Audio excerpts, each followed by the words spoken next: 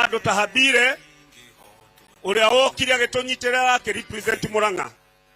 Hena mwanake we hari athutha ugwitwo Teddy muhurire irohi kore tona ke kodo guothe. Hena mutumia unge we hau we uka na tha nyingi cia wendo wa ruriri uiguano wa Gikuyu. Oyo mutumia nimete hanyu maragia mugeithie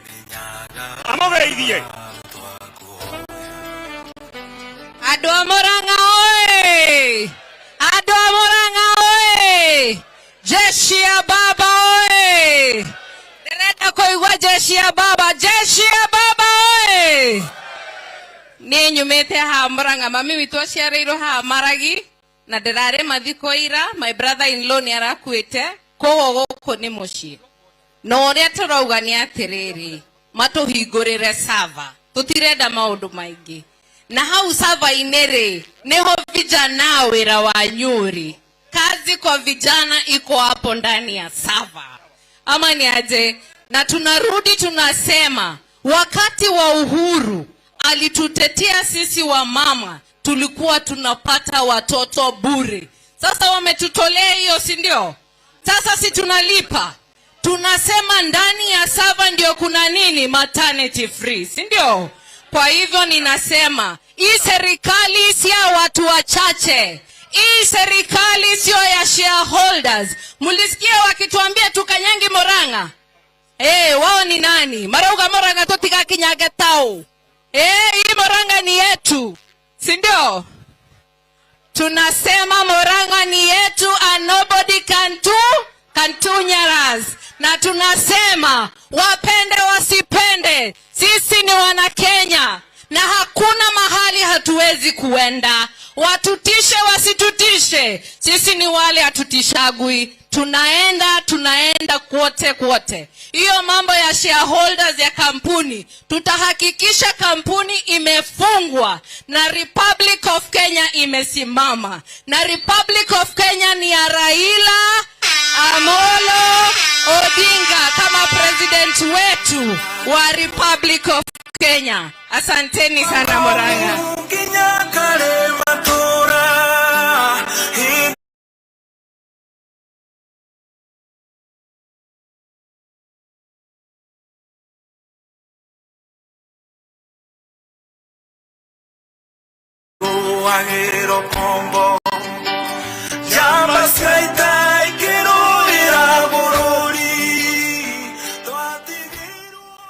Kuna presentation Wangeshi amesimama hapa akasema kura walihesabu pale mbili, lakini ilipoenda Bomas ikaenda na hewa. Kweli urongo?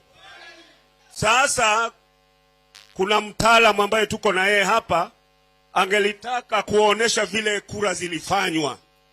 Niguo hende ya murona baba akiumira agetia kihoto, mumenye kihoto ki Ukraine na njira iriku. Tu hamwe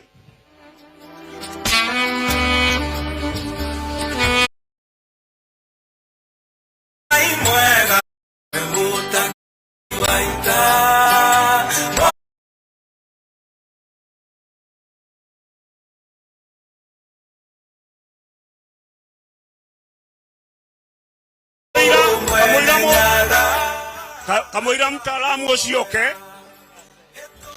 jeshi ĩrĩa ĩ hau gwatuĩka metha, hena metha ciĩ hau.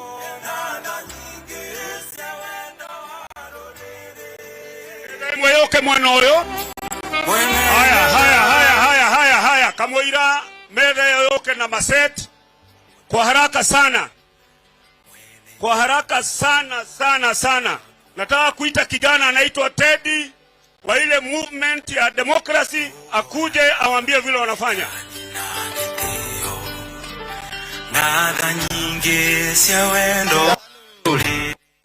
Hello MDD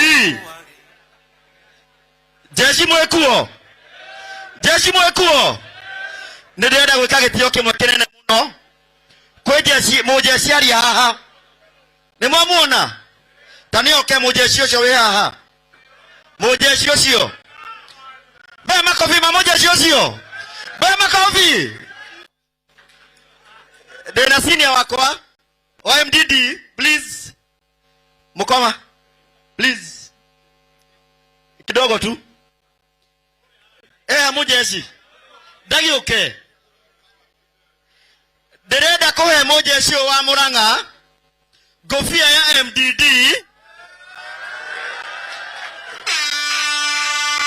MDD ni jeshi ya baba. Mujeshi wa Murang'a. Gomuhe mandate ya ko recruit. Jeshi ya Murang'a. Giriza to. Jeshi ya baba. Derede kuona DJ. Derede kuona modo wetiari kutweka jeshi ya baba. Arogame na maguru make. Aya makofi. Jeshi ya baba. Ya baba. Wapi makofi? Jeshi ya baba. Twende. Baba. DJ. Siwezi ongea zaidi. Mkubwa wangu yuko hapa. Nitahand over microphone kwake. Sasa huyu unaitwa nani? Peter Mwangi na Jack wa recruit vijana wa hapa. Nitapatia my senior aweze kuongea.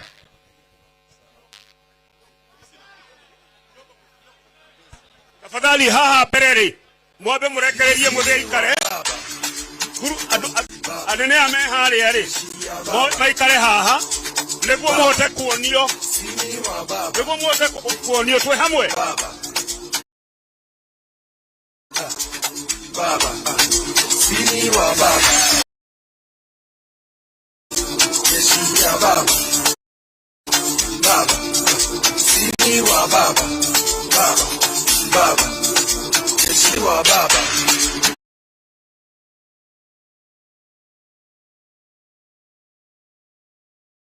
Baba wewe. Jeshi ya baba DJ. Andu wa Murang'a Muriega. Tumekuja kama jeshi ya baba. Jeshi ya baba hoe. Jeshi ya baba hoe. Vijana ngumi mbili kwa hewa, ngumi mbili. Vijana tumewaona. Na Murang'a tumewasikiza. Na tumesikia mkisema mko njaa, mko? Vijana wa Murang'a wako? Na tunataka kuomba vijana wa Murang'a. Wakati umefika wa kukomboa nchi na tunaomba tutembee na nyinyi kama jeshi ya baba. Sema jeshi ya baba. Na maandamano inakuja. Vijana wa Murang'a mko tayari kwenda kwa barabara? Mko tayari? Tutaenda kwa barabara. Ruto apende asipende. Gachagua wapende wasipende. Tutakuwa kwa barabara hadi tukomboe nchi. Asanteni sana na tushikane kwa pamoja. Jeshi ya baba oye. Vijana fire. Wacha nione wale wenye wamekaribisha baba hapa leo kwa mikono. Asanteni sana.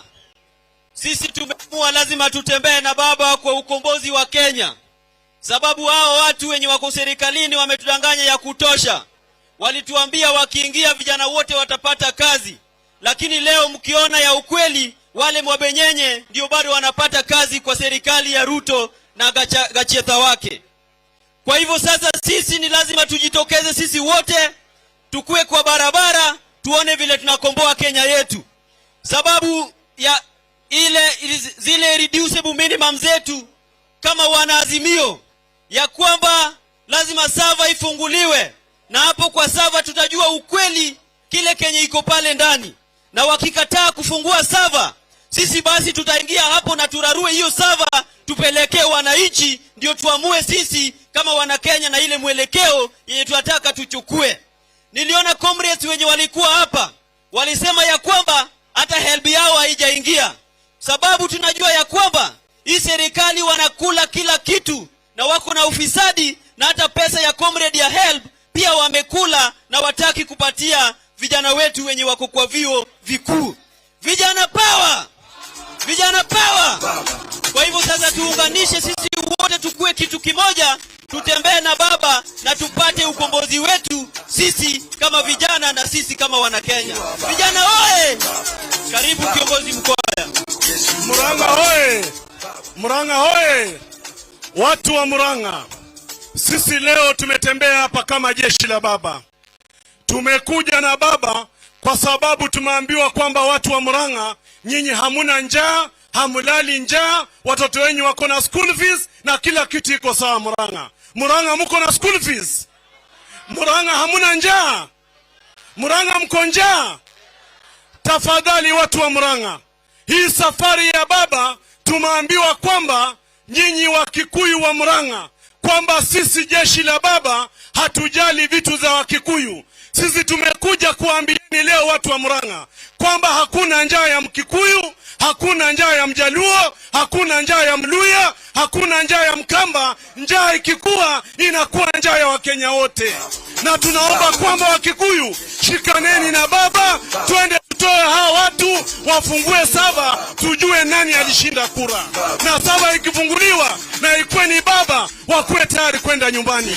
Ikiwa ni hao, tutasema waketi. Lakini sisi tunajua kwamba ni baba alishinda kura. Wakikuyu wa Murang'a, tunaomba kwamba safari ya baba tutembee kwa pamoja.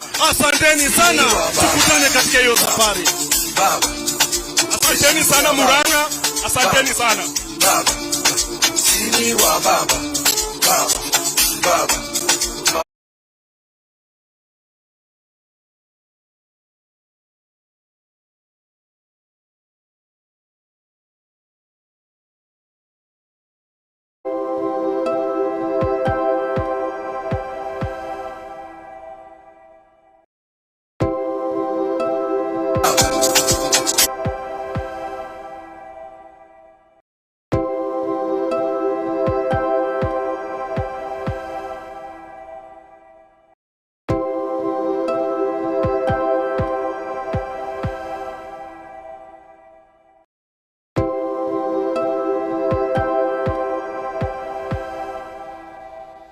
You can proceed.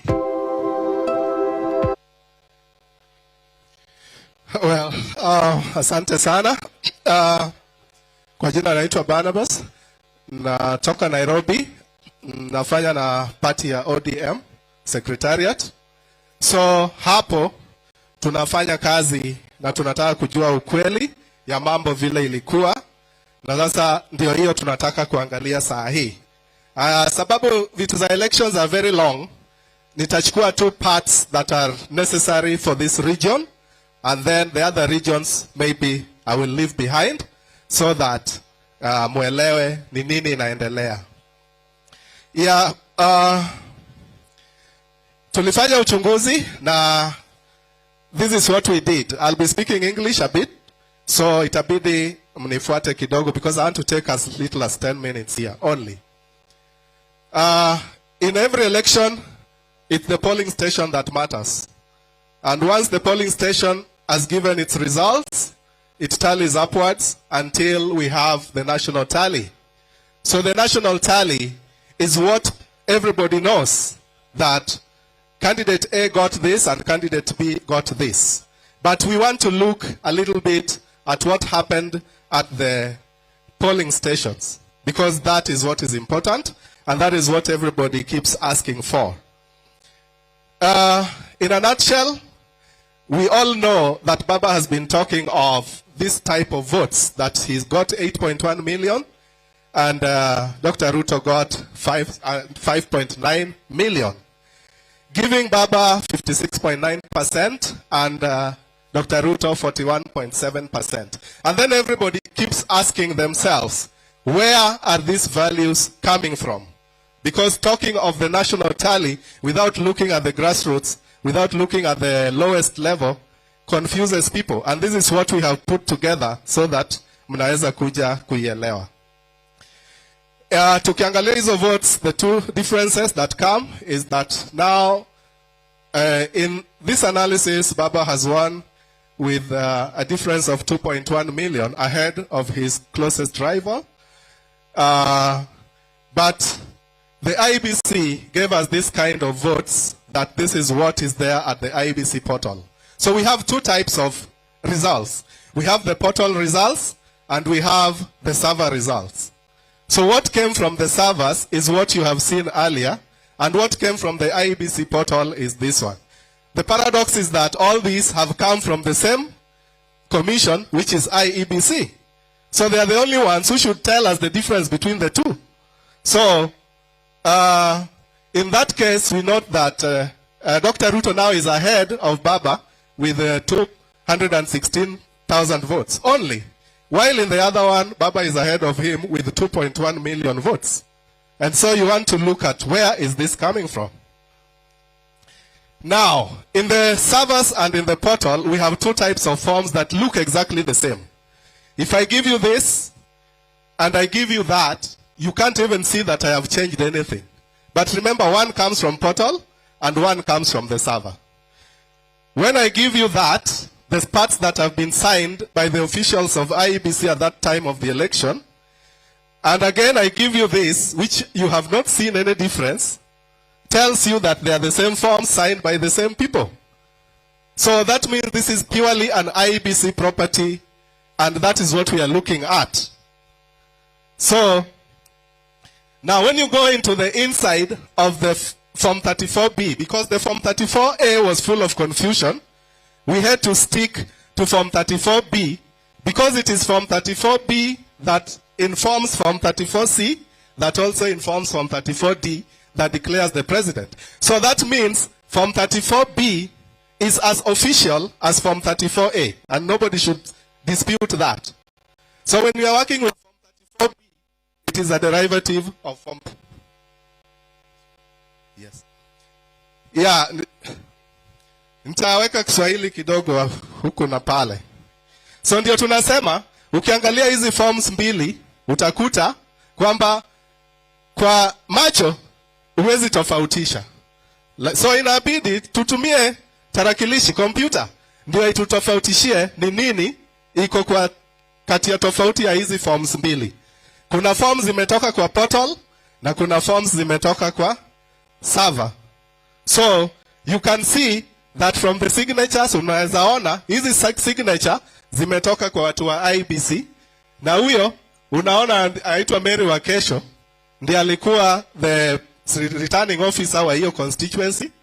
Na ukienda hapo pia tena ameandika Margaret huyo Wakesho, na unaona stamp ya IEBC. So it's the same thing, ndio tunataka kuangalia.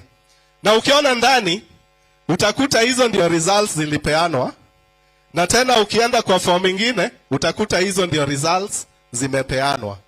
Hapo ndani ukianza kuangalia peke yako huwezi ona. Ndio sababu tunatumia mashini sasa kutofautisha.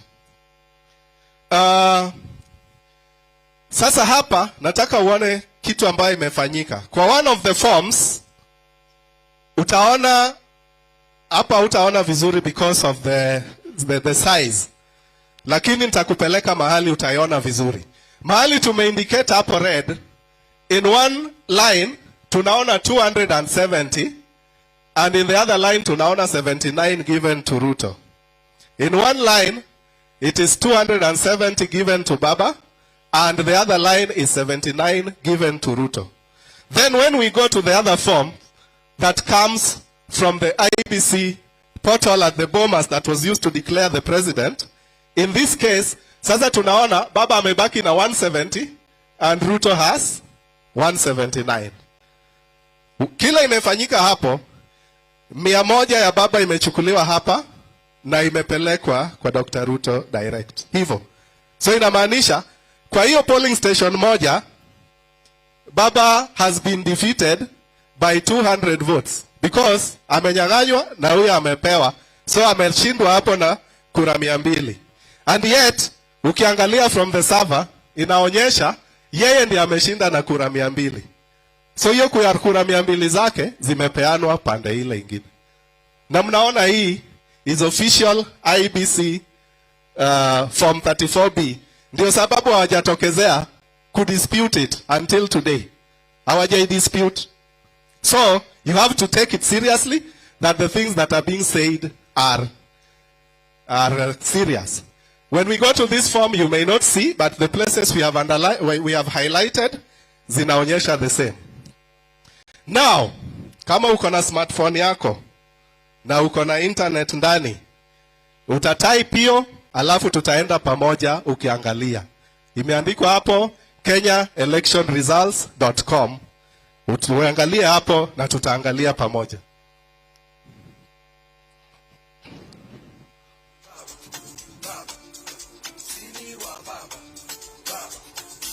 Usijali, we are finishing very fast.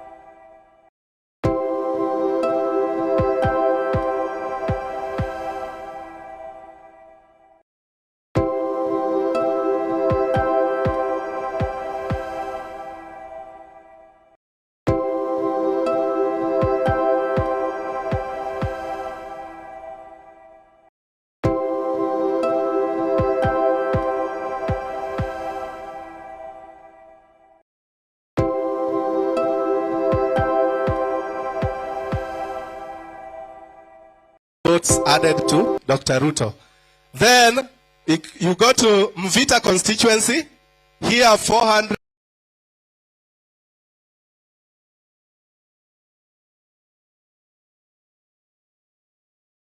Na zikapea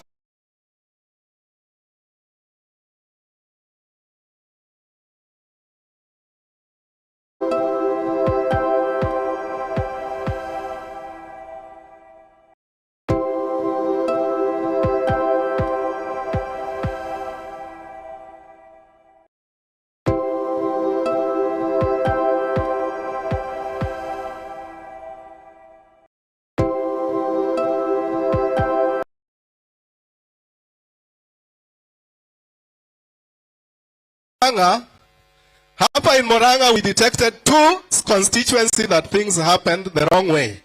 Here we note that in Mathioya is where votes were interchanged, such that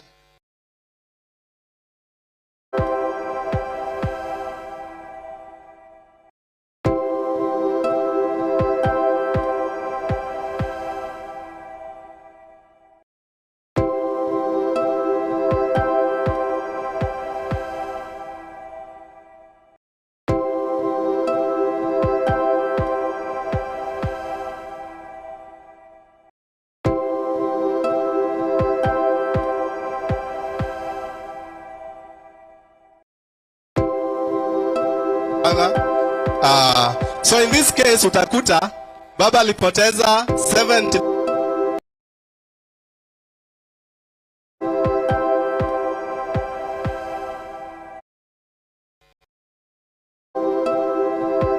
again. So it was a swap that just took place because you voted and went home. After that, now activity started taking place and the full evidence is there. I want to take you to the evidence that where we find this from.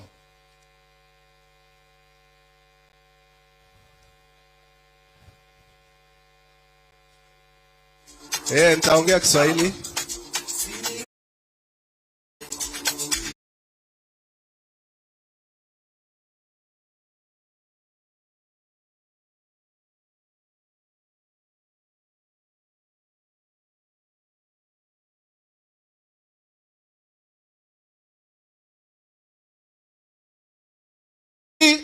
site, ukienda kwa hiyo website, utakuta tumearrange hii download ya kwanza ni ya IBC servers. Ile data ambayo iko kwa server ambayo mnasikia ikisemwa fungueni hiyo server tuone hiyo data hapo ndani. So hii iko si haifunguliwe sababu hatuna, tuko nayo, but tunataka IBC to own up that is their data because they are still not owning up. So when we come here we download hiyo.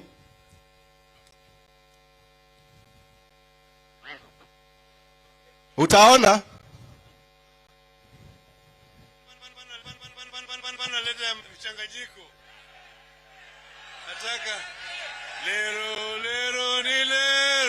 sasa mnaona hiyo data is exactly from IEBC. Hapa tutawaonyesha vizuri.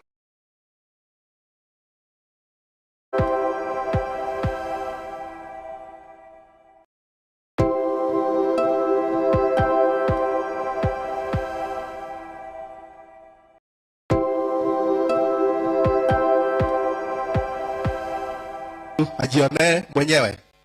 So hii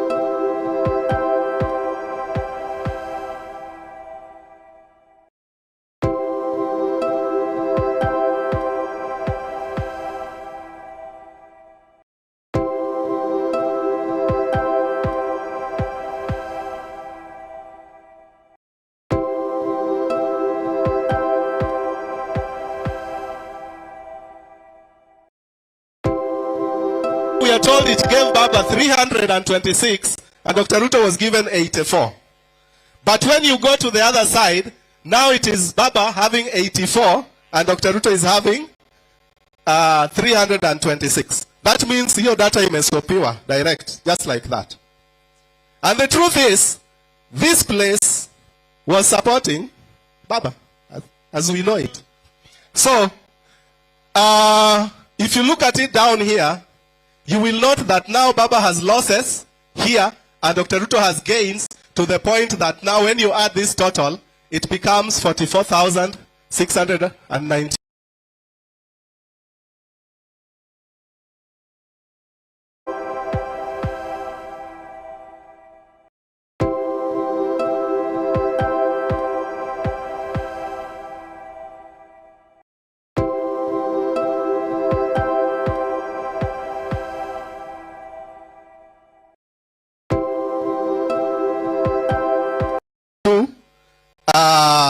Forms that are floating around that IBC has not come out to dispute that it is not their form.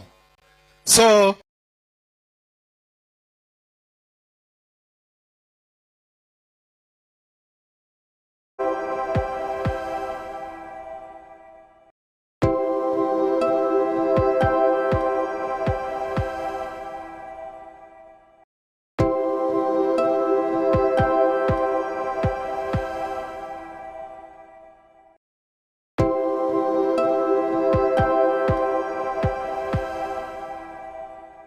Ruto was given 58, but now it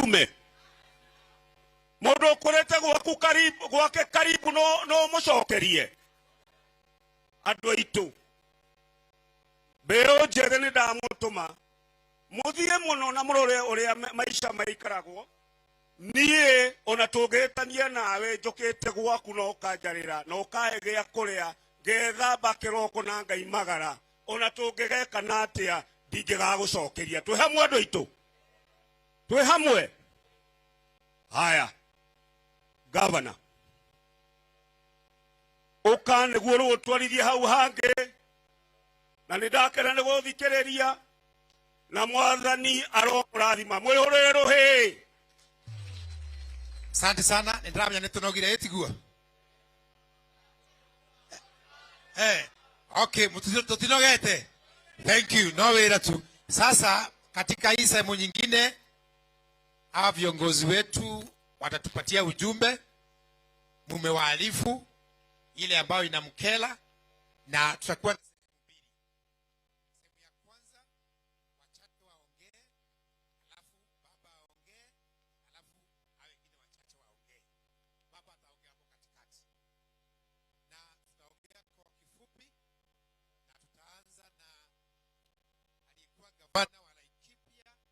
Bwana Ndelito Mureithi. Asante sana Governor Wairia. Kinara wetu Right Honorable Amolo Odinga na deputy wake Martha Karua, ndugu yangu Oparanya aliyekuwa gavana huko Kakamega, Waziri Eugene, protocol zote tumefuatilia. Muriaga Muranga, Muriaga regi. Niseme kidogo kwa Gikuyu, nitatafsiri kwa Kiswahili. Iko namna hii, kuhiana atiriri andu aitu. Eko gigituika thirikari ndirahota kuriha andu a wira mishara ri. Nirathie wega yo thirikari. Nirathie wega. Twagereire gukira ka kuga. Eko gigituika thirikari iratwarithio na maheni ati ni turamurehera bataraitha ri. Murimi uyu uri. Ithe ndarugama haha kwira bataraitha yo mationete. Twagereire gukira ka kuga.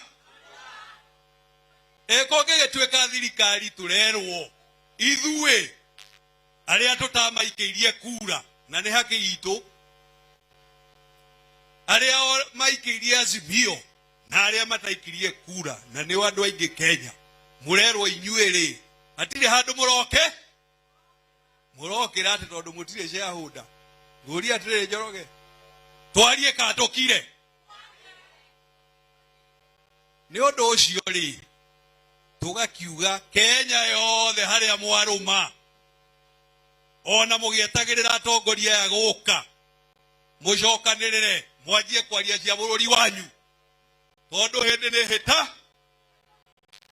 hitanu ta ithuĩ Nyahururu twekua rũnjiũ thaa 4 na taũni hothe tũgĩcira tondu no nginyagia tũranie no ririkane gatiba yugaga atĩrĩrĩ hinya wa bũrũri-inĩ waku we Mũkenya niwe ũgayagira ũrĩa wathura angĩkĩra mwone wĩra rĩ ithe tiũkĩre nĩguo andũ aitũ nĩtũranyitanĩra hau.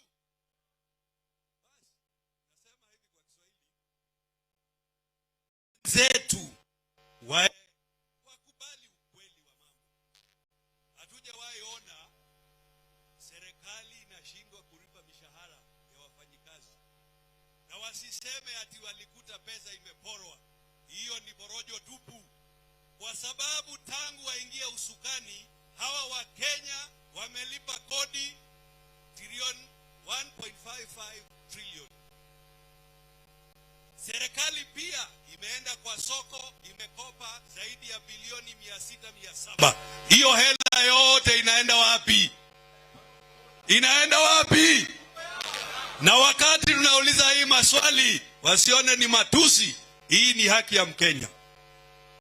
Kwa hivyo mimi nasema hivi, mahali kokote tuko wa Kenya, wakati serikali udanganyifu unaelezwa kwamba wewe utapata fertilizer kesho na upati, ni jukumu letu kama wa Kenya kusimama na kukomboa nchi yetu.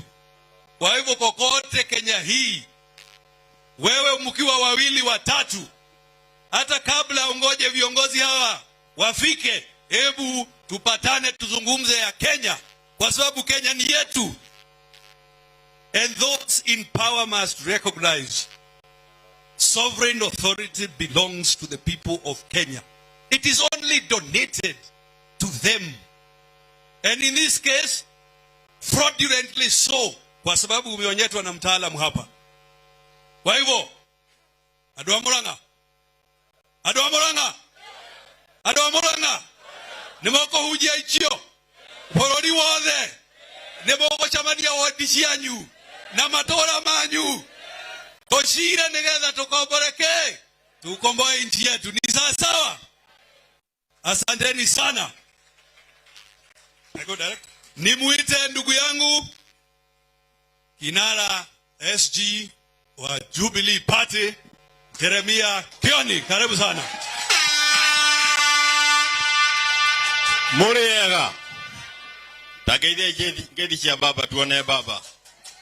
Nĩga na makenete nĩ kuona Raila Amolo Odinga. Tuone moko igũrũ. Mathani mathire na nĩtũrenda kũmũthikĩrĩria githĩ tiguo. Maũndũ mana. Kĩrĩa gĩtũmĩte tũkorwo tũkĩrũmanĩrĩra na baba na gũtirĩ handũ athiĩte thĩinĩ wa bũrũri wa Kenya itathiĩte, nĩ tondũ wa kuona atĩ maũndũ marĩa meranĩirwo nĩ arĩa marĩ thirikari-inĩ matirahinga. O ũrĩa marathiĩ na mbere noguo ng'aragu na mũtũrĩre ũrathiĩ ũkĩgĩa goro. Nĩguo kana tiguo? Na nĩkĩo tũracokeria baba ngatho tondũ nĩetĩkĩrie gũtuĩka mwario wa mũndũ ũcio.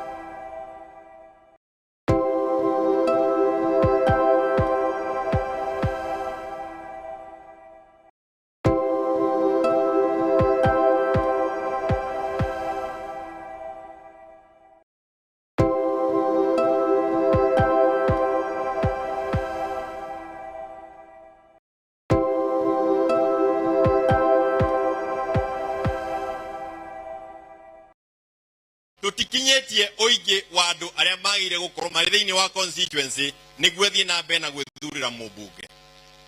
Koguo metha-ini iria irathie guikarwo na muruthiririe munjire kana hari mundu wanyu hau miena eri, metha-ini iria irathie guikarwo tware magukorwo tukiariria na tumenye uria kurathie tugutigwo o ringi o toria twekirwo ni Moi agitiga tutai na constituency ciganaine na kuria ari. Nikurandikirwo marua bunge ni uria wikarire gitinda gikeno arauga ni akwenda counties igayanio. Counties iria iragayanio ciothe caria wone gutire one emwe yumite rugongo rwitu. Iria ihutetio ihutanitie na ithuĩ ni Naikuru, na Naikuru yaturanio keri niguo guthondekwo constituency ya Rumbwa na ithuĩ tũtigwo mwena ũyũ ũngĩ tũgaĩwo kũrĩa tũrĩ kũrĩa Rift Valley. Haha nĩ harĩa heragwo hĩndĩ ya kahĩndĩ na kwĩ hĩndĩ ya itherũ na kahĩndĩ theruka. No nginya tũthikĩrĩrie na tũigue atĩrĩ nĩ nakũ tũgũteithĩkĩra tũgĩthiĩ na mbere, na nĩkĩo ndĩrenda kũmwĩra haha no nginya twĩthikĩrĩrie na ũtue nĩ twaikirie kura ũrĩa twaikirie na iria ingĩ ikĩiywo, na nĩ tuona baba haha hena iratathi ihũthũ itarĩ harĩa rĩrĩ. Baba nĩ ahotete na kura 8.1 million votes, akahota ũcio ũngĩ na 5.9 million votes. Ĩyo nĩyo yarĩ kura yao. Gatagatĩ ka baba na mũndũ ũcio ũrĩ gĩtĩ-inĩ nĩ kura milioni 200 kana 200. Gũkũ gwitũ iria ciatunyirwo baba igĩkĩrwo gĩkabũ-inĩ kĩa Ruto nĩ kura milioni 200,600.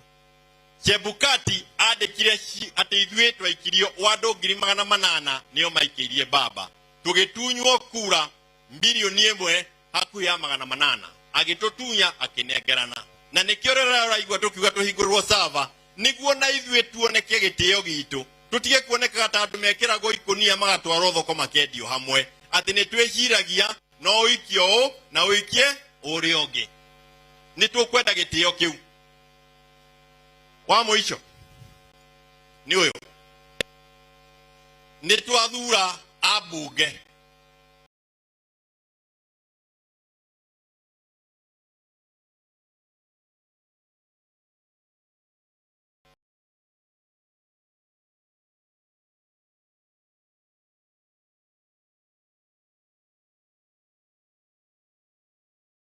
tukiuge kĩama kĩa Jubilee. Woya magũrũ wathiĩ waingĩra mwena wa kĩama kĩrĩa gĩgwĩtwo UDA na ndũnoka kũkere rĩngĩ. Twarĩkia gũthurana tũngĩtuĩka atĩ andũ arĩa twathura mũndũ arĩthiaga kũrĩa bunge orũrage ũrĩa kwenda, we gũtirĩ hĩndĩ mwario waku ũgakinya na njĩra ĩrĩa yagĩrĩire. Rĩu andũ aitũ nĩ magũrirwo kũrĩa bunge nĩ gwathiĩ gũikarwo metha-inĩ ya gũcira ũrĩa bũrũri ũkũgayanwo indo, na tũtirĩ na mũndũ metha-inĩ tondũ andũ aitũ mainire ta thara rũcinĩ kana hwaĩ-inĩ. Na nĩkĩo tũrauga atĩrĩrĩ, mbere ya twĩtĩkĩre gũikara thĩ twaranĩrie, andũ acio marũgĩte kuma kĩama gĩkĩ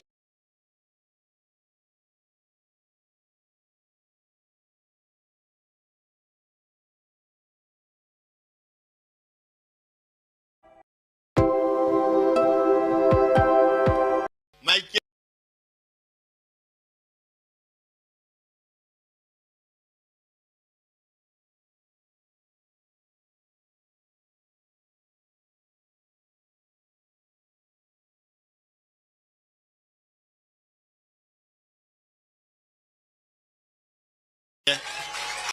nĩtũratwarana na angĩkorwo ndũgwĩka ũguo araheanire oda anake manyitwo atĩ nĩ arĩu, nĩguo kana tiguo?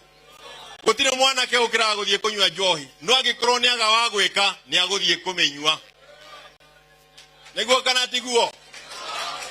Aga wa gwĩka nĩ agũthiĩ gwĩka atĩa? Kũmĩnyua. Tũrenda mbeca ciũke gũkũ gwitũ nĩguo anake magĩe na wagwe na gwĩka. Ithuĩ tũtikoragwo tũrĩ arevi. Hii imechelewa sasa. Wewe umechelewa na hiyo toa hiyo. Nĩtũratwarana. Ũyũ ũngĩ nĩ kũraheanirwo oda irabu ihingwo. Irabu icio ikĩhingwo ũmenye kũrĩ andũ mandĩkĩtwo kũu na kũrĩ andũ mathomithagĩria ciana kũu, kũrĩ andũ marutaga mũtu wao kũu. Thĩna witũ ti irabu, thĩna witũ ti anake mokĩraga kũnyua, thĩna witũ nĩ kwaga gwĩka, tondũ mbeca iria ciũkaga gũkũ gwitũ ciumĩte thirikari nene itiganaine na iria iheanagwo kũrĩa kũngĩ, na nĩkĩo ciana kũrĩa irareheirwo basarĩ makarĩhĩrwo 40,000 na mũndũ akarĩkĩrio nginya university, gũkũ raneo 250 na 2,500. Twenda handũ hau hathere mwaka ũngĩ kana mĩaka ĩngĩ gũka, ciana citũ nacio igatuĩka cia gũthiĩ thukuru ireheirwo nĩ thirikari ta ũrĩa kũrĩa kũngĩ kũrekwo. Tũthikĩrĩrie ũrĩa tũrerwo nĩ baba. Twaga kũigua baba haha nĩ tũkundĩtio rũĩ, na ndĩrenda gũkwĩra atĩrĩrĩ, Gachiethera nĩarĩkirio wĩra nake. Mĩaka ĩrĩa ĩroka ũcio woire gĩtĩ na njĩra ya ndirisha,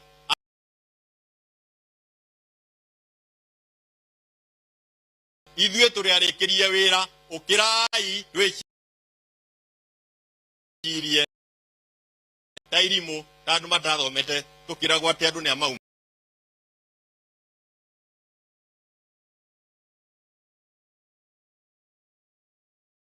kuri mo mau wachuretie matu aragitwira cia mau marwagira ihoto icio tiguthie guturuma ruga ovyo ovyo. Kwa hivyo mimi nasema ni asante sana baba kwa kuja hapa.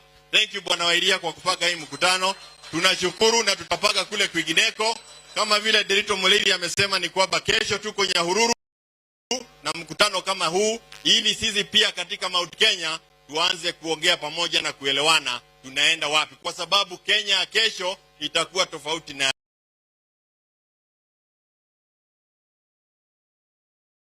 basi tutaachwa nyuma kama vile tuliachwa ile miaka 24 ya Moi. Asanteni sana na Mwenyezi Mungu ambariki. Asante. Mheshimiwa dakika moja. Mimi sitaki kuongea sana ili tuite na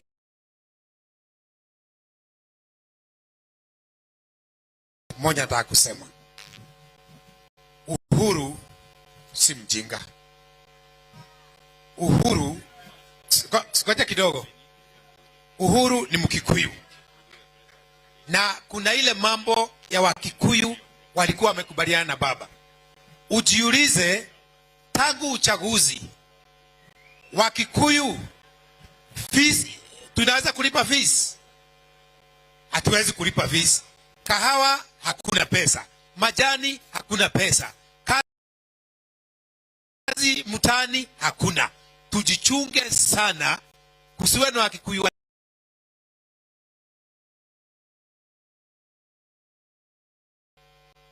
kama wachawi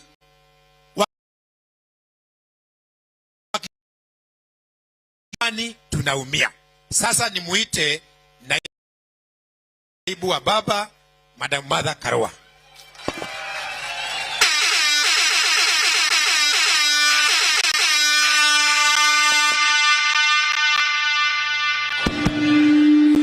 Muranga oye. Murega.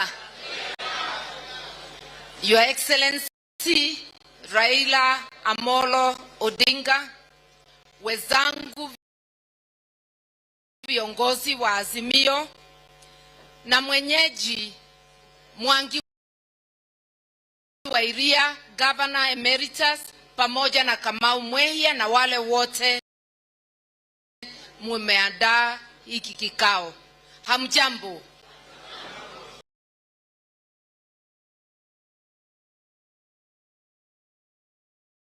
Gigicugo kinini gicoka kuthike thweri ndimwira ni muthenya wa bata tondu thirikari haramu ya Ruto ikoretwe ikigiria micemanio teno thiini wa gicigo kia Mount Kenya tondu mangienda gutwike andu a Mount Kenya ni abonu ni meganire ciana ciao ni irathoma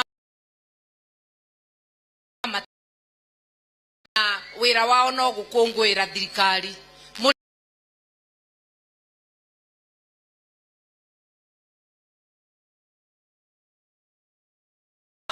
muri abonu ciana cianyu isawa mwesawa twiguko kumu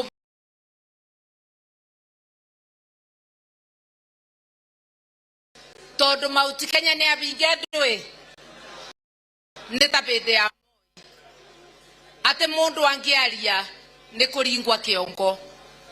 Wakati kulikuwa na maandamano, kila mtu akipeana notisi akiwa Mlima Kenya alikuwa anafukuzwa na polisi, wanaenda nyumbani kujaribu kumshika, na siku ya maandamano wanapeleka polisi wengi kuzuia maandamano.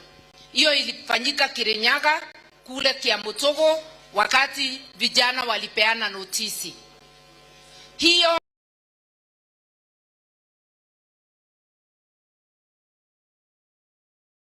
na ya kwamba wanazuia watu sauti zao. Nimugwitikira gwikirwa Kenya, nimugwitikira kunyitwa tunua. Mimi nasema hii ni ya kufungua vinywa vya watu wa Mlima Kenya, muweze kujieleza vile mumeelezea leo, muwe na uhuru wa maandamano kama maeneo ingine Kenya.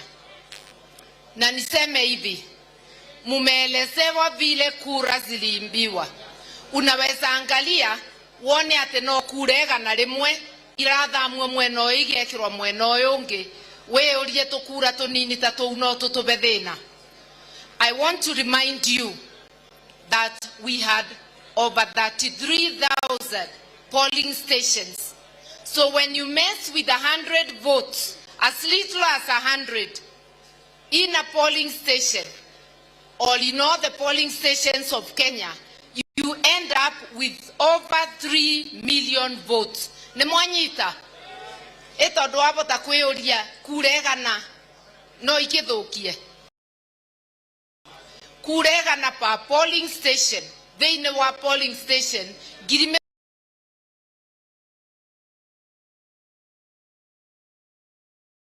milioni sigana.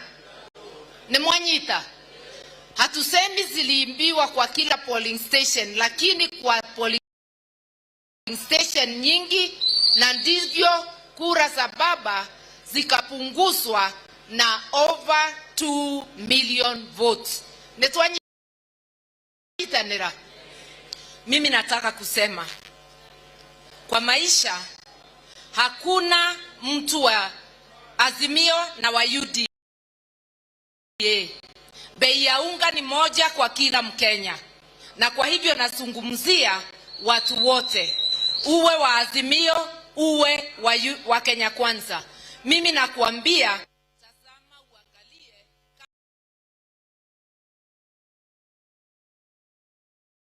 inatenda haki kwako. Watu ambao hawana ajira, watu ambao wamefinywa na uchumi, nani ataweza chakula ya kutosha kama unga ni zaidi ya 100?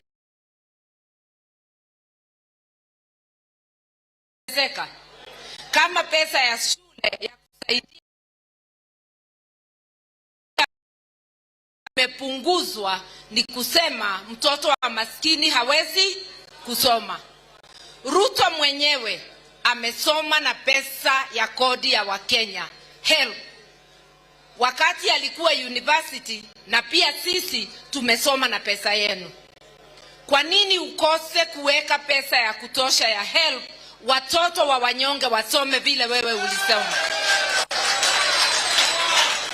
Kwa nini uondoe pesa ya subsidy ya chakula ilikuwa imewekwa kwa bajeti, muende mkanunue magari ya kifa? Kwa nini uondoe pesa ya kusaidia watoto wetu shule, wewe muende safari za ng'ambo na delegation kubwa na marafiki zako, watoto wetu wakikaa nyumbani? Hiyo ni haki?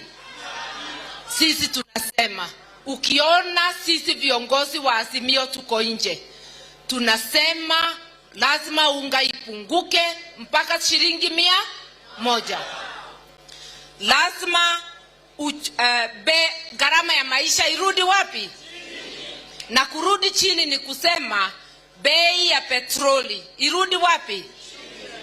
Ni kusema wazazi wasaidiwe na pesa ya shule, support for education irudishwe mahali ilikuwa, ndivyo mnyonge asikufe bila dawa. Kwe modoke na gariria arwarete akaga dawa, kana murwaru waku agete gutangikirwo thibitari-ini. Mimi nataka watu wasikize hizi maneno ya Azimio na UDA ni maneno ya maisha yako wewe. Utakuja kuambiwa ati kama wewe ni wa KK wachana na Azimio. Utawachana na Azimio, bado utalala ja. Utawachana na Azimio, mtoto wako atakaa nyumbani. Kama sasa wamekataa kupatia counties pesa kwa mwezi zaidi ya 4, si hapa ni county ya KK ya Kenya Kwanza, si governor ni wa Kenya Kwanza, amepatiwa pesa? Kila mtu anaumia. Hakuna county imepokea pesa, na pesa bado serikali inaokota kodi kila siku. Kila mwezi wanachukua 175 billion. Wa sasa wamechukua kodi ya 1.5 trillion na wamekopa nusu ya trillion. Kwa hivyo wamekuwa na trillion ngapi? 2. Hiyo pesa imeenda wapi? Na trillion ngapi? 2. Hiyo pesa imeenda wapi kama wananchi hawajapatiwa huduma? Usidanganywe mambo ya mbolea, fertilizer. Mimi nataka, wakulima ni wangapi hapa? Mikono juu. Ni karibu kila mtu. Wangapi wamepata fertilizer? Kwa ukweli, tafadhali kama umepata. Tunaambiwa mambo ya mbolea, na hiyo mbolea tumekuja kugundua ni scandal. 15 billion has been wasted on subsidies for agriculture. Watu wamekuwa matajiri ile wakati wewe unalala njaa ukiambiwa ungoje fertilizer. Mimi nasema hata kama wangekuwa wamekupea fertilizer, lazima pia wapunguze chakula, sababu ile tumepanda sasa hatutaipata until 3 to 4 months. Na yule mnyonge si utakuwa umekufa njaa. Sasa niingie mambo ya saba. Nilitaka kukuonyesha shida ni kwa kila Mkenya. Uwe wa Mlima Kenya, uwe wa huko Sugoi, uwe wa kila mahali, au nafikiria Sugoi ni kila mtu ameshiba. Wale hawajiwezi wako na shinda kama wewe. Na hiyo ni mambo ya ukweli. Kwa hivyo tusigawanywe kwa misingi ya kikabila, tusigawanywe kwa maeneo. Shida ni shida, na kama uongozi ni waharamu, ni waharamu kwa kila mtu. Kwa hivyo tuwe na jukumu la kuona Kenya imepata uongozi ule tunahitaji. Kwa sisi hatuna tuterebo rakethori turugaterere. Wewe utaratwetekia bingura saba. Open the saba. Kama mkate ni yako, tutakuangalia ukikula, hatutasema chochote. Kama ni yetu, utaenda kwenu Sugoi wewe. Tumekubaliana?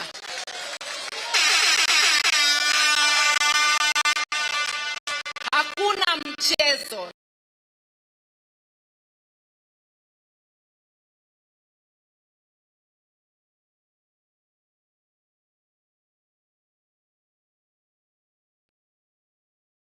Kwa hivyo baba akakataa kwenda kwa kichinjio. Akasema haendi kwa hiyo uchaguzi. Haki haikutendeka. Kiwa na 2022 tumeibiwa tukiona mchana pale Bomas. Sababu kimeumana wakati wa kuhesabu. Sasa nauliza, tutaendelea tukilia kila mwaka uchaguzi ni mbaya? Tunataka tujue mkate ni ya nani? Netwanyita nrado ito. Kwa hivyo nikimalizia niseme hivi. Tukubaliane ya kwamba hatutakubali kamwe kutishwa, ndivyo tuogope kusema ile iko kwa roho zetu. Nemogwetekera gwetikira. Vijana mpo. Hiyo wakati wa kutetea vyama vingi nilikuwa ndani ya hizo harakati. Nilikuwa kijana, I was a youth.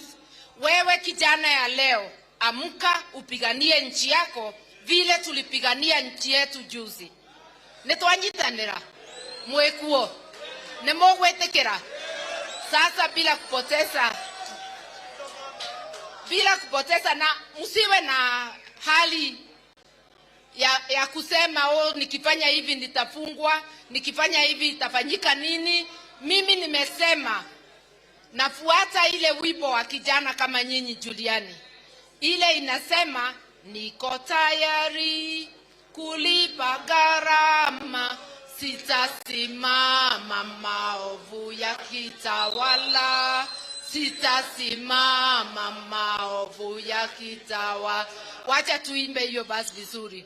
Niko njaa, siesi karanga, hae, shagala bagala. Niko tayari kulipa gharama, sitasimama yakitawala, sitasimama maovu yakitawala. Ufisadi, ubinafsi, ukabila, kusasura, wataki kusasera. Udugu ni kufana, sitasimama maovu yakitawala, sitasimama maovu yakitawala. Asanteni sana. Sasa mujipe nguvu, safari ni ndefu lakini ni lazima tufike.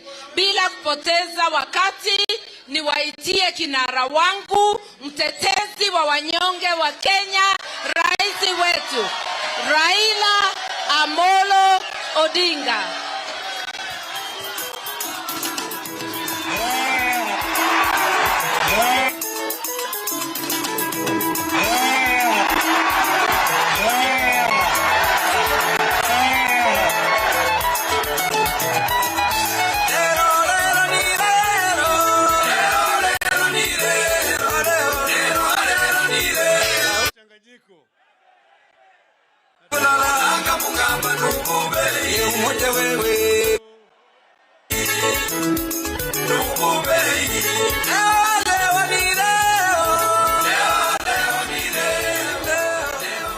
Haya.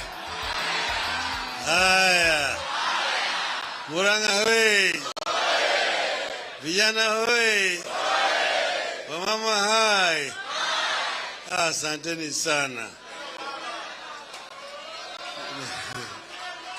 Tuna furaha isiyo na kifani kufika Murang'a siku ya leo. Na nina furaha kuona nyinyi vijana, kina mama na wazee kujumuika hapa katika hiyo kumbi hapa Murang'a. Nataka kutoa shukrani kwa gavana mstaafu, rafiki yangu Mwangi wa Heria. Yeye ndiye alinitumia mimi ujumbe, akaniambia naona wakati imewadia ya sisi sasa kurudi upande hii. Nilikuwa huko Mombasa, nikamwambia tutakuja, tutakutana. Tulipokuja tukakutana na yeye, akaniambia mimi yeye nataka tuunge na pamoja turudi kwa kiwanja. Basi nikasema tuendelee. Wiki iliyopita tulienda naye katika mkutano kule Kamkuji, Nairobi. Yeye kule akaongea na Wakenya na akasema maneno ambayo amerudia tena hapa ya mambo ya Kenya Incorporated. Ati Kenya ni kampuni, kuna wengine wana hisa, wengine wana hisa mingi zaidi, wengine wana kidogo, wengine hawana chochote. Ni hoi hai, hawindi. Akasema kama wengine hawana kama sisi, basi sisi tunafanya nini Kenya? Situhame. Situhame. Alile hiyo swali. Sasa tulisema tutakuja hapa kusikia viongozi wa Murang'a wakiongea. Na nimeketi hapo kwa makini sana nikisikia wale wa vijana, wale wazee na wakina mama wakiongea. Ilikuwa ni kama mgonjwa ameenda kwa daktari. Kenda kwa daktari, sema kichwa kinaniuma, tumbo linaniuma na kadhalika. Daktari asemi ya kwamba kwenda pale ni dunge wewe sindano. Hapana. Anamwambia leta mkono. For that price? No, no. We'd rather walk. Don't get annoyed with your phone. Download InDrive, agree on a fair price with your driver. InDrive. People.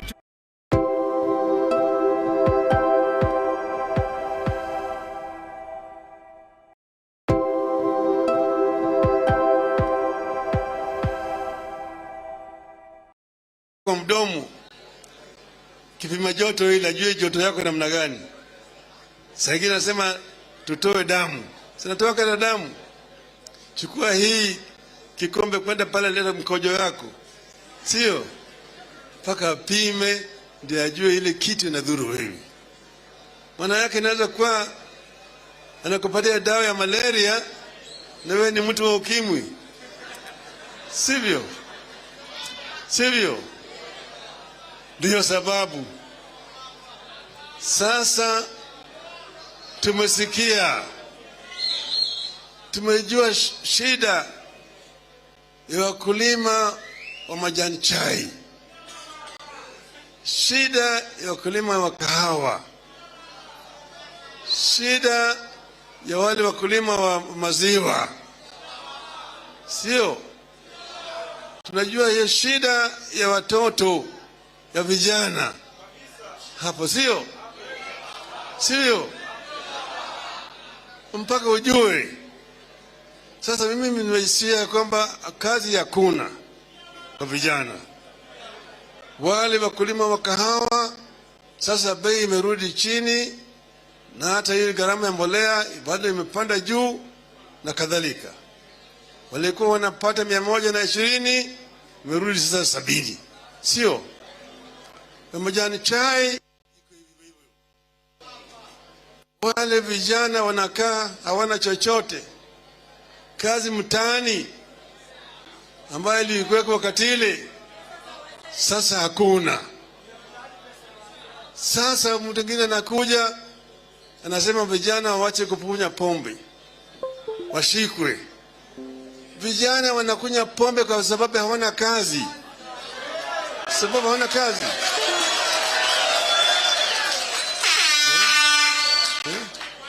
Sivyo? Hapana, shika mtu atiye anakunywa pombe. Pate kazi. Sipate kazi. Pate kazi, atawacha pombe. Lakini kama hakuna chochote cha kufanya, atafanya nini? Si apige pegi tu, ili asahau shida yake, sio? Kwa hivyo mimi ninataka kuambia jamaa wale hawaelewi shida ya Wakenya. Sasa sisi tulisema ati tunataka kubadilisha hali ya maisha ya Wakenya. Tulisema mambo mengi ambayo tulisema tungefanya, lakini hawa jamaa vile vile walitoa ahadi. Wakati ile walikuwa naongea mama mboga, ati yule hasla, yule mtu wa chini, yule bodaboda na kadhalika. Tulisema namna yake, ati chini juu, chini juu.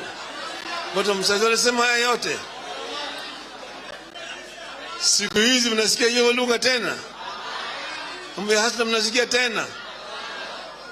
Ati hasla fund, unapewa mkopo wa 500. 500 naweza kuanzisha naye biashara. 500 naweza kuanzisha biashara. Yote ilikuwa ni porojo. Ahadi mingi zaidi.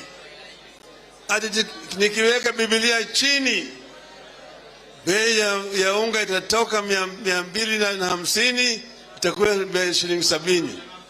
Imefanyika? Wanasema tio tulipata hazina tupu, kulikuwa hakuna chochote. Serikali ya handshake ilimaliza pesa yote. Nauliza, handshake iliunda serikali gani? Raila alikuwa na waziri ngapi katika hiyo serikali? Nilikuwa na waziri, permanent secretary, hata kazi nilikuwa naye. Sikuwa na yote. Mimi niliambia Uhuru, ile kitu muhimu tutafanya ni kwenda kuuliza Wakenya maoni yao bila unataka mabadiliko tufanye. Tukaunda tume, jopo kazi, ambaye iliuliza maoni ya watu. Ikaja kaandika ile report ilikuwa inaitwa BBI, sio? Na BBI ilisema mambo mengi zaidi tulikuwa tunataka kufanya. Moja yao ilikuwa ni mambo ya one man, one vote, one shilling. Sio? One man, one man, sisi tunasema namna hiyo. Nasikia siku hizi wao wanaongea hii maneno. Kaenda mahakamani, sio wakastop hiyo mambo ya BBI. Sio? Wamesahau wale sasa. Wamesahau kabisa. Mambo mengi ambayo walikuwa wanaahidi, wengine walikuwa wanasema, wengine walikuwa wanapinga, yote wamesahau. Hao watu wako na sahau sana. Ni kama yule mnyama. Ni kama yule mnyama. Tendawili. Tendawili.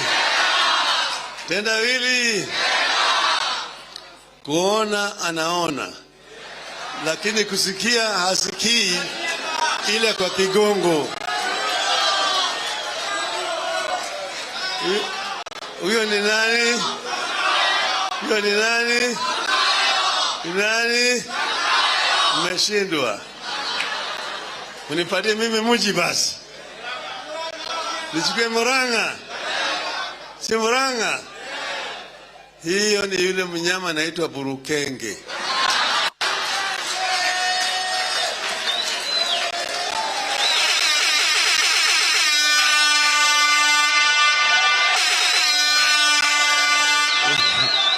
Hello?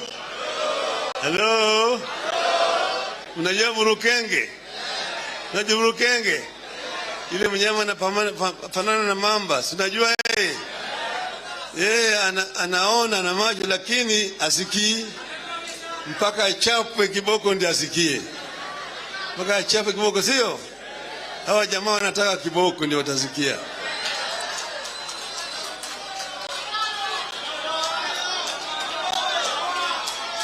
Sasa sisi tulisema ati Wakenya walikuwa na shida wakati ile, na shida hiyo iko mpaka leo. Wengine anaambia wewe ya kwamba walipata hazina haina chochote. Mimi nimeshakuwa waziri mkuu ya Jamhuri ya Kenya. Najua vile serikali inaendeshwa. Tulipoingia kwa serikali na Kibaki, tulipata kama hakuna chochote huko. Lakini serikali inakuanga pesa unarogota mwezi huu, unatumia ile ya mwezi juzi, mwezi jana. Inatumiwa sasa, ile ambayo narogota mwezi hii itafanya kazi mwezi ambao itafuata ya kesho. Naelewana namna hiyo? Na yale tulifanya na ile reforms tulileta katika serikali, pesa ikianza kutoka, pesa ilianza kutoka, tunajua pale kuna mianya pale ambayo inavuja. Hata ukigorogota namna gani, lakini kama usipoziba ile shimo, hiyo pesa inavuja tu. Inavuja tu. Tulikibakana na Kibaki, tuzibe hapa. Tuzibe hapa. Zibe hapa. Basi pesa ikaanza kujaa. Kaanza kujaa. Kaanza kujaa. Baada ya mwaka mmoja, mwaka ya pili, baada ya miezi 6, tukawa siku na pesa mingi. Tukaanza sasa kufanya miradi yetu. Mimi nilizuru mpaka leo hii nimekuja mambo ya barabara. Mimi nilikuja kuangalia mabarabara hapa. Sasa nikaanza kujenga mabarabara. Mimi nilianza.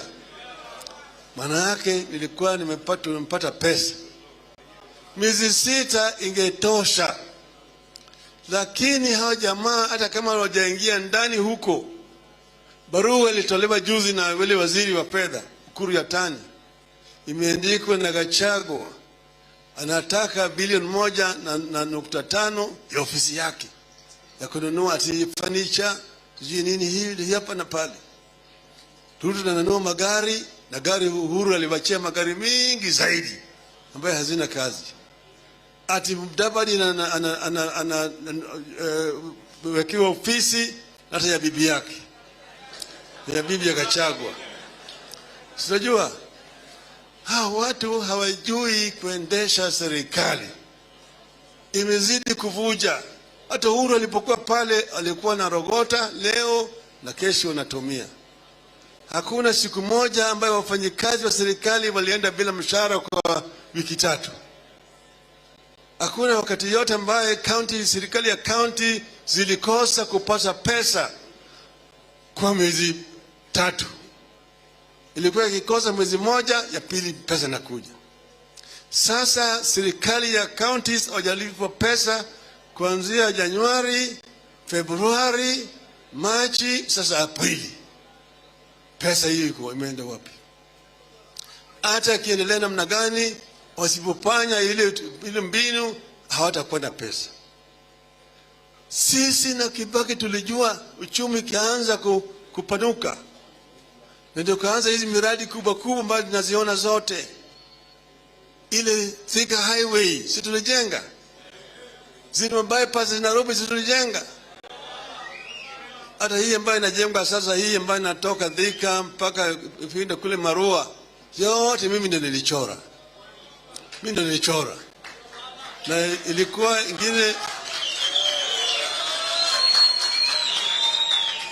ilikuwa ingine ipite kule nje, ipite Sagana, nyingine ipitie kutoka huko Kenol, ipitie hapa Murang'a, ishikane kule Kisagana, ikielekea kule upande ya Nyeri, sawa, iende mpaka Nanyuki.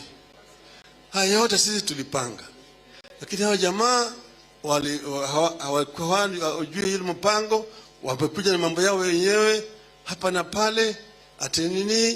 Hata hiyo mambo inasikia ya mahindi, hiyo mahindi ambayo wanasema wameleta, hiyo haijaletwa na wale watu ambao wana makampuni ambayo yanajulikana, ni wale watu yao wale. Hiyo hiko commission ambayo itachotwa pale, bei ya mahindi munga haitarudi chini. Hawa jamaa hawawezi kuendesha serikali kwa njia ambayo sio ya magendo. Kazi yao ni magendo peke yake. Sasa sisi tumesema tunataka kuona kama Kenya inaendelea vizuri vile tulikuwa tumepanga. Ndio sababu tumeweka masharti 4. Kwanza tumesema gharama ya maisha irudi chini, bei ya unga irudi shilingi 100 kwa mnaunga mkono? Naunga mkono. Pili, tumesema mambo ya sava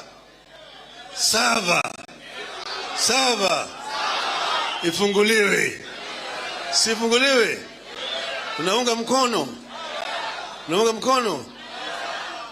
Tatu, tumesema tutaki wa Kenya warudi tena kwa uchaguzi na baadaye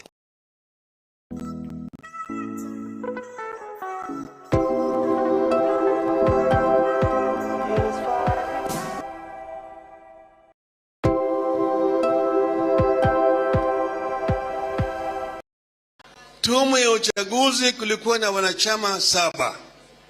Wangapi? 7. Sasa Chebukati na wawili wakatoa kusema matokeo, wanasema hii. 4 wanasema hapana, hatukubaliana na hii matokeo ya Chebukati. Si walikataa? Si walitoka? Si walikaenda kule Serena Hotel wakakanusha hii matokeo ya Chebukati? Sasa hiyo tume ya uchaguzi ilikuwa na wanachama 7. Hawezi kuwa 6, hawezi kuwa 8, hawezi kuwa 10, mpaka iwe kwa kimombo inaitwa odd number. Ili kiwa kama tofauti ya maoni hakuwe na sari. Sasa 3 wamesema matokeo moja, 4 wamesema la. 3 na 4 ipi kubwa zaidi? Ipi kubwa zaidi? Tamara hii sababu ambayo tumeona ati 3 ni kubwa kushinda 4. Chebukati na wawili wanashinda Sherera na 3. Tumeona haya. Kama wale 4 walikataa, na kwa kukataa kwao sasa wametolewa kwa kazi, wamefutwa, wamepelekwa nyumbani. Tumesema kama tunataka kujua haki, wale 4 warudishwe kazi.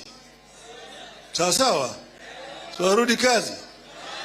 Alafu tukubaliane vile sisi tutabadilisha tume ya uchaguzi ili ya uchaguzi ingine ikija tena kusiwe na hii shida tena. Tunataka IBC ingine iwe hapa Murang'a county na matokeo ambayo yamesaba Murang'a county inakuwa final. Tuelewana vizuri? Ingine ya Kiambu, ingine ya Nyeri, ingine ya Kirinyaga, ingine ya Nyandarua, ya Laikipia na kadhalika. Ziwe 47. Wakati huu Bwana Chebukati ameshindwa kutoa matokeo kuchapisha kwa Kenya Gazette. Manake yote ambaye alitangaza ni bandia. Hajatangaza matokeo ya uchaguzi kulingana na sheria. Kila constituency hajafanya.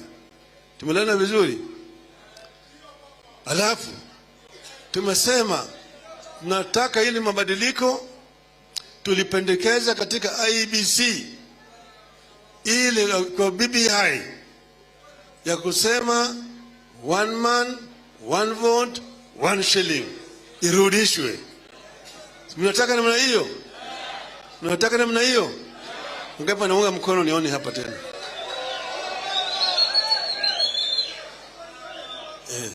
Sasa tumesema hiyo baba sisi tulisema sisi tulitoa ahadi. Kwanza tulisema mambo ya elimu. Tulisema tunataka watoto wasome bure. Sisi tulisema namna hiyo. Na tulijua pesa ilikuwa inatoka wapi. Sisi tulisema namna hiyo. Alafu tukasema wale ambaye hawana chochote pamoja na wale wa mama ambaye wana watoto lakini hawana mabwana, wajane au wale single mothers, tulisema tuwapatie msaada. Sisi tulisema namna hiyo. Sivyo? Alafu kwa upande ya matibabu tulisema baba care. Baba care. Ili watu waweze kupata matibabu hata kama hawana pesa. Tunasema haya ili watu wetu wote wapate huduma wakati wako wagonjwa. Tunasema namna hiyo. Kwa hivyo yale yote tulikuwa tumeangalia na tulikuwa najua pesa itatoka wapi. Hawa jamaa walikuwa natoa ahadi lakini walikuwa hawana nia ya kutimiza yale ahadi. Ilikuwa tu nilimwambia nyinyi hiyo ilikuwa ni kama kunyamba kwa punda. Sasa nikitaka maliza sasa. Nilimwambia nyinyi kwanza nalete nyinyi salamu kutoka kwa watu mbili. Uhuru Muigai Kenyatta.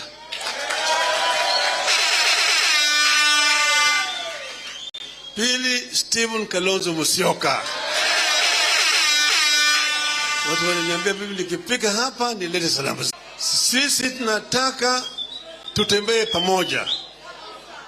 Baba nataka nyinyi wote tutembee pamoja. Kutoka hapa tunasema tunataka kuona kama Wakenya wote wanaungana pamoja. Jamaa wanaongea juu ya mambo ya ati mtoto wa Mau Mau. Sasa jamaa mimi sijui kama yeye anajua Mau Mau ilikuwa namna gani. Mau Mau mimi nilipeka wakati wa hali ya hatari. Ilikuwa ni mbaya sana. Wakati hiyo ilikuwa redio inatangaza kwa Kiswahili ati Wakikuyu, Wameru na Waembu ni watu hatari. Ukiona moja piga ripoti kwa polisi mara moja. Walikuwa wananyanyaswa. Kule kwetu kuna kisiwa ndani ya Lake Victoria inaitwa Mageta. Mau Mau walikuwa nafungwa huko. Hata wazee Warurukanja marehemu walifungwa huko Mageta. Na walikuwa natesa kweli kweli. Tumeona haya. Hii ndio sababu Jaramogi alipokuja katika bunge.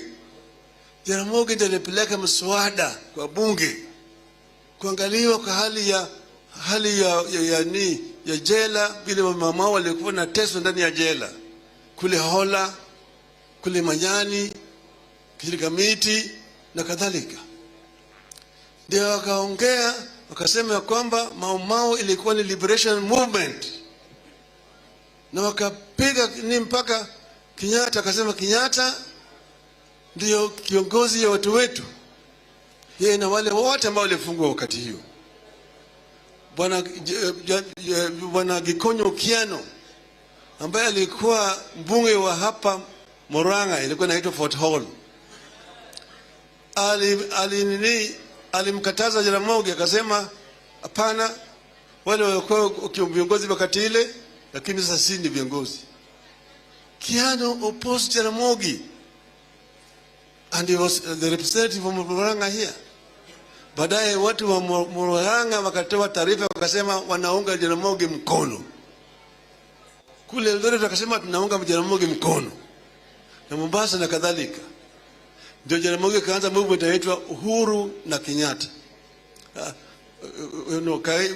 Wengine wakasema Jaramogi alikuwa anasema Kenyatta na Uhuru, wale walikuwa wanasema Uhuru na Kenyatta. Tupate Uhuru kwanza alafu Kenyatta tolewe jela. Jaramogi akasema pana, is not Uhuru na Kenyatta, is Kenyatta na Uhuru. Kenyatta afunguliwe ili atuongoze kwa uhuru. Tuelewana vizuri? Kwa hivyo huyo jamaa ambaye naongea ati yeye ni mimi mtoto ya Mau Mau hajui wakati shida ilikuwa mbaya kabisa katika taifa hii, Wakenya waliungana pamoja, Wajaluo, Wakikuyu, Wakamba, Waluhya, wote walikuja pamoja. Kwa sisi tumesema tunataka Kenya iwe kitu kimoja. Hapana leta siasa ya ukabila ya ubaguzi. Raila ni adui wa Kikuyu. Wakati wa giza tena chama moja, mimi nilikuwa pamoja na Kenneth Matiba na Charles Robia. Nilikuwa nakuja hapa Embassy House kwa Matiba. Tunakaa hapa kutoka asubuhi mpaka jioni.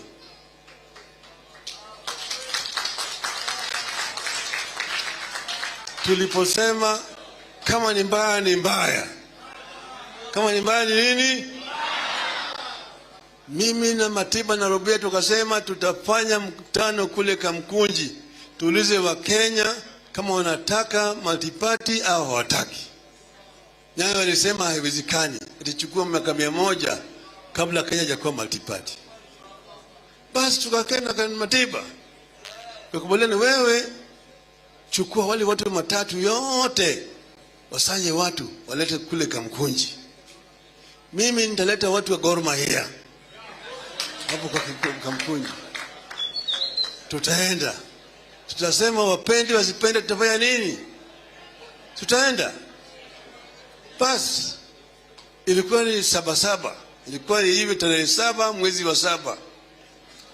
Kufika tarehe 2 Matiba na Robia walichotwa wakapeleka ndani.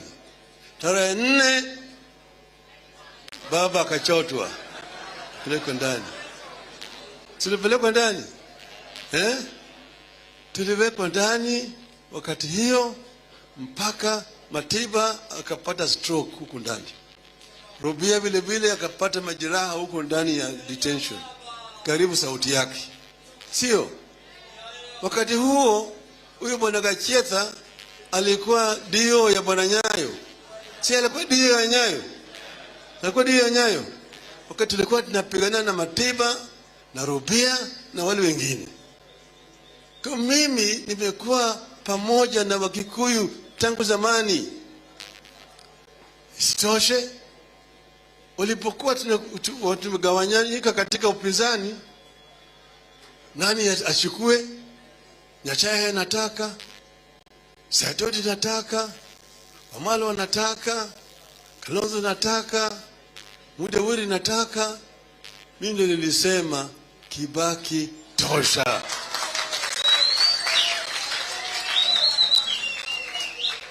Kama nilikuwa mimi sitaki wa Kikuyu, sikujua Kibaki ni Mkikuyu. Sikujua. Sinijua. Lakini nilisema Mkikuyu ni Mkenya. Anaweza kuongoza kama watu wengine.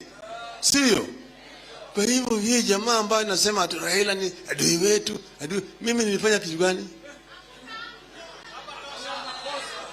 Fanya kitu makosa nimefanya. Tena vile vile isitoshe. Mimi niko hapa na Adoniwa. Mtoto yangu Junior bibi yake ametoka hapa Kandara. So, na mimi niko na wajukuu wawili hapo. Fidel vile vile bibi yake alikuwa anatoka huko pande ya Kiambu. Kwa hivyo nikikuja hapa mimi nakuja kwa Adoni. Si mimi Adoniwa. Si mimi Adoniwa. Sivyo? Kwa mimi nataka kuambia nyinyi tunataka tuungane pamoja. Mko tayari? Mko tayari? Tutembee pamoja. Tutembee pamoja. Lazima tunasema tutembee pamoja, ndio mkono hapa. Vijana msilale. Vijana msilale. Bado mapambano. Bado mapambano. Bado mapambano. Mama msilale.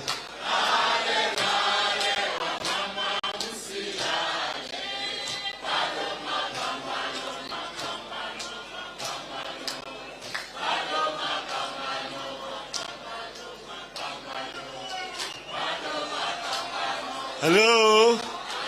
Hello? Niko hapa na wengine mimi nataka wasalimu nyinyi. Kwanza niko hapa na Waziri Eugene Wamalwa, Gavana Ambesa Oparanya na Mheshimiwa George Wajakoya. Inaanze karibu. Asante. Hebu tusalimiane hewani watu wa Murang'a. Adu wa Murang'a Muriega rigi. Ngai no mwega. Indashude. Asanteni sana kutukaribisha. Tulikuwa tumeelezwa tusikanyage Murang'a siku ya leo. Murang'a ni Kenya ama si Kenya? Ninyi watu wa Murang'a mlio hapa siku ya leo ni viongozi. You are not here by mistake. Uko hapa sababu unatambulika kuwa kiongozi na umekuja kwa mkutano wa viongozi. Na mumeonyesha uongozi bora katika Murang'a kama ule ulikuwa wa Kenneth Matiba. Sababu kuna wenzetu wa Kenya Kwanza ambao wanataka wafanye Kenya hii iwe a police state. Hiyo ni kinyume na katiba yetu ya Kenya. Na leo tumekuja na rafiki wa marehemu Matiba kabisa. Wa marehemu Rubia. Anaitwa Raila Amolo. Na tena leo nimegundua kumbe yeye amekuja kuona na najua Wakikuyu mnapenda yule mtu anaitwa Muthoni kabisa, ndio? Huwa mnasema gare hitagwa nemudu. Yaani ukienda kuwinda chui lazima uchunge sana ni nani unaenda kuwinda naye, si ndio? Ukienda tu na mtu hivi si anaweza fanya chui uwe wewe, arudi akunyang'anye bibi. Lakini ukienda na shemeji si hawezi wachilia chui kumalize. Si anajua nyumbani mambo yataharibika. Sasa leo tuna shukrani kuwa hapa siku ya leo, na imedhihirisha wazi Murang'a ni Kenya na katiba ya Kenya ina nguvu kuliko wale wako State House. Ninyi watu wa Murang'a mna nguvu kuliko wale wako wapi? State House. Yani the power of the people is greater than the people in power. Tuko pamoja? Hilo ni jambo muhimu sana mmeonyesha siku ya. Mjipigie magofi jamani. Sababu ile katiba Matiba na Rubia na Raila walipigania inasema Wakenya wana uhuru kwenda popote katika Jamhuri ya Kenya. Wakenya wana uhuru kuishi pahala popote, kuwa na uhuru wa fikira na usemi, na kuja kukutana na watu vile tumekuja kukutana nanyi kwa nyumba hii ya Mothers Union hapa Murang'a. Tunawashukuru sana. Na ile demokrasia wamepigania hapa Murang'a, you have a special place in the history of the Republic of Kenya. Hapa ninyi mlikuwa mstari wa mbele kupigania uhuru wa kwanza. The first liberation, kuna Bildad Kagias yanatoka hapa Murang'a. Alitembea na kina Jaramogi na kina Jomo wakafukuza yule mkoloni. So Murang'a, you have a special place in the first liberation. Second liberation, Murang'a, you have a very special place sababu ya ule mchango wa kina Matiba na Rubia. Wameenda lakini ninyi bado muko. Na leo mmesema what Matiba fought for, what Rubia fought for shall never go to waste. Tuko pamoja? So hiyo ni sisi kuwashukuru sababu ile demokrasia walipigania inasema hivi. Democracy is about the people deciding. Na Matiba alikuwa anasema let the people decide. Na watu wakiamua wanaunda serikali yao. A government of the people, by the people, for the people. Hapa ndio nakubaliana na your first governor Mwangi wa Iria. Amesema haiwezi kuwa a limited liability company ya wawili ama wachache. Lazima iwe a government of the people of Kenya, for the people of Kenya, by the people of Kenya. Tuko pamoja? Mnakataa mambo ya shareholding. So leo tunataka tuwashukuru, tuseme asante sana, na vile vile tushukuru sana ule msimamo umechukua siku ya leo, sababu ugatuzi na usawa kina Matiba walipigania huko hatarini.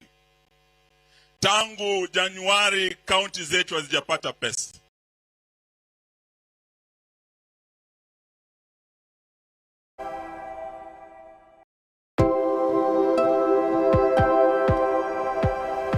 Sana. Na wakati mambo yalikuwa haendi vizuri, Kang'ata aliandika barua, hakuandika. Si aliambia Uhuru kuna mambo kwa ground sio sawa. Sasa mambo kwa ground yameharibika. Wafanyikazi wa kaunti hii hawapati pesa yao. Wafanyikazi wa umma national government hawapati pesa yao. Mkiona Mwangi wa Iria, mkimuona yeye Bwana Kang'ata, mwambie aandike hiyo barua, aambie rafiki yake Ruto mambo kwa ground sio sawa bwana. Bwana Kang'ata uambie Ruto pia tunajua yeye alipinga katiba hii.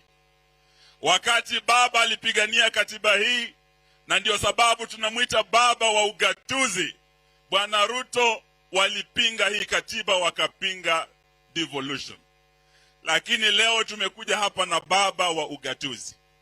Nimesikia juzi magavana wa Mlima Kenya, wa Kenya Kwanza pia wanaanza kulia sasa.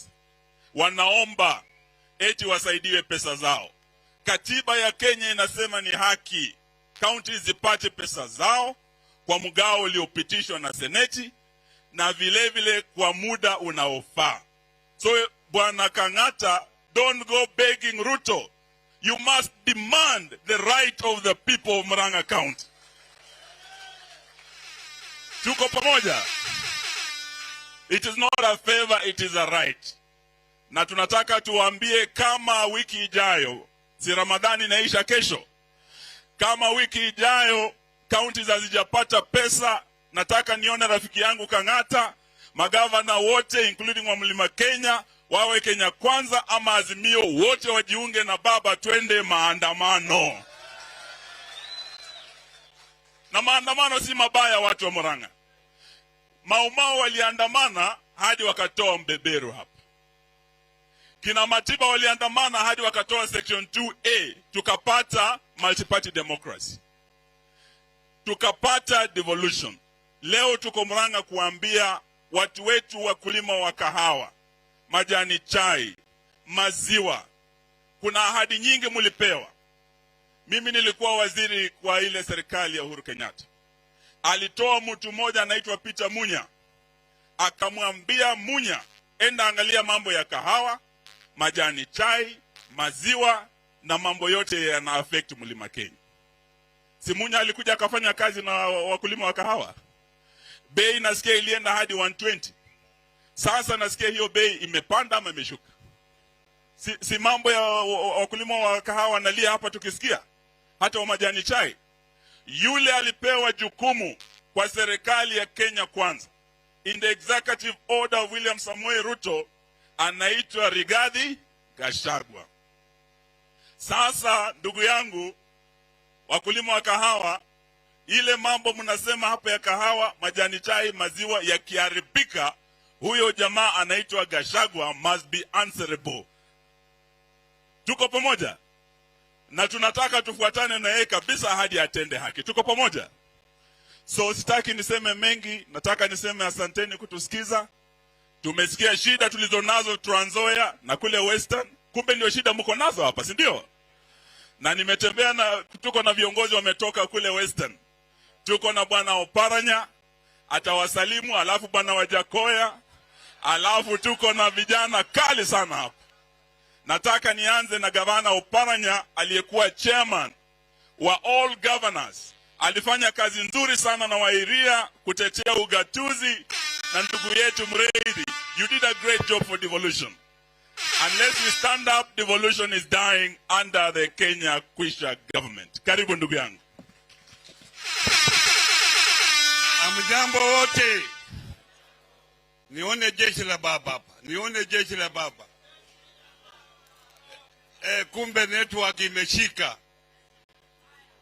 Wale ambao nimekutana nao siku ya kwanza, mimi ni Wycliffe Ambassa Oparanya.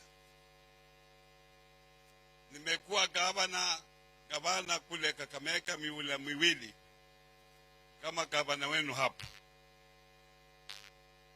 Lakini watu wa Murang'a na mpenda kwa sababu nilikuwa napenda Matiba. Mnakumbuka siku za Fort Asili? Matiba alikuwa anafanya kazi karibu sana na Martin Shikuku. Na Martin Shikuku alikuwa babu wangu. Na alikuwa mjumbe wa Butere miaka 35. Kule Butere. Mimi natoka Kakamega lakini kwangu ni Butere constituency. Wakati Martin Shikuku alitoka na mimi nikaingia kama mbunge wa Butere. Kwa hivyo nikisikia mambo ya Murang'a paka nititokeze nikuje mwenyewe hapa. Ndio kwa sababu wakati Wairia alikuwa gavana, nilikuwa nafanya na yeye kazi karibu kabisa.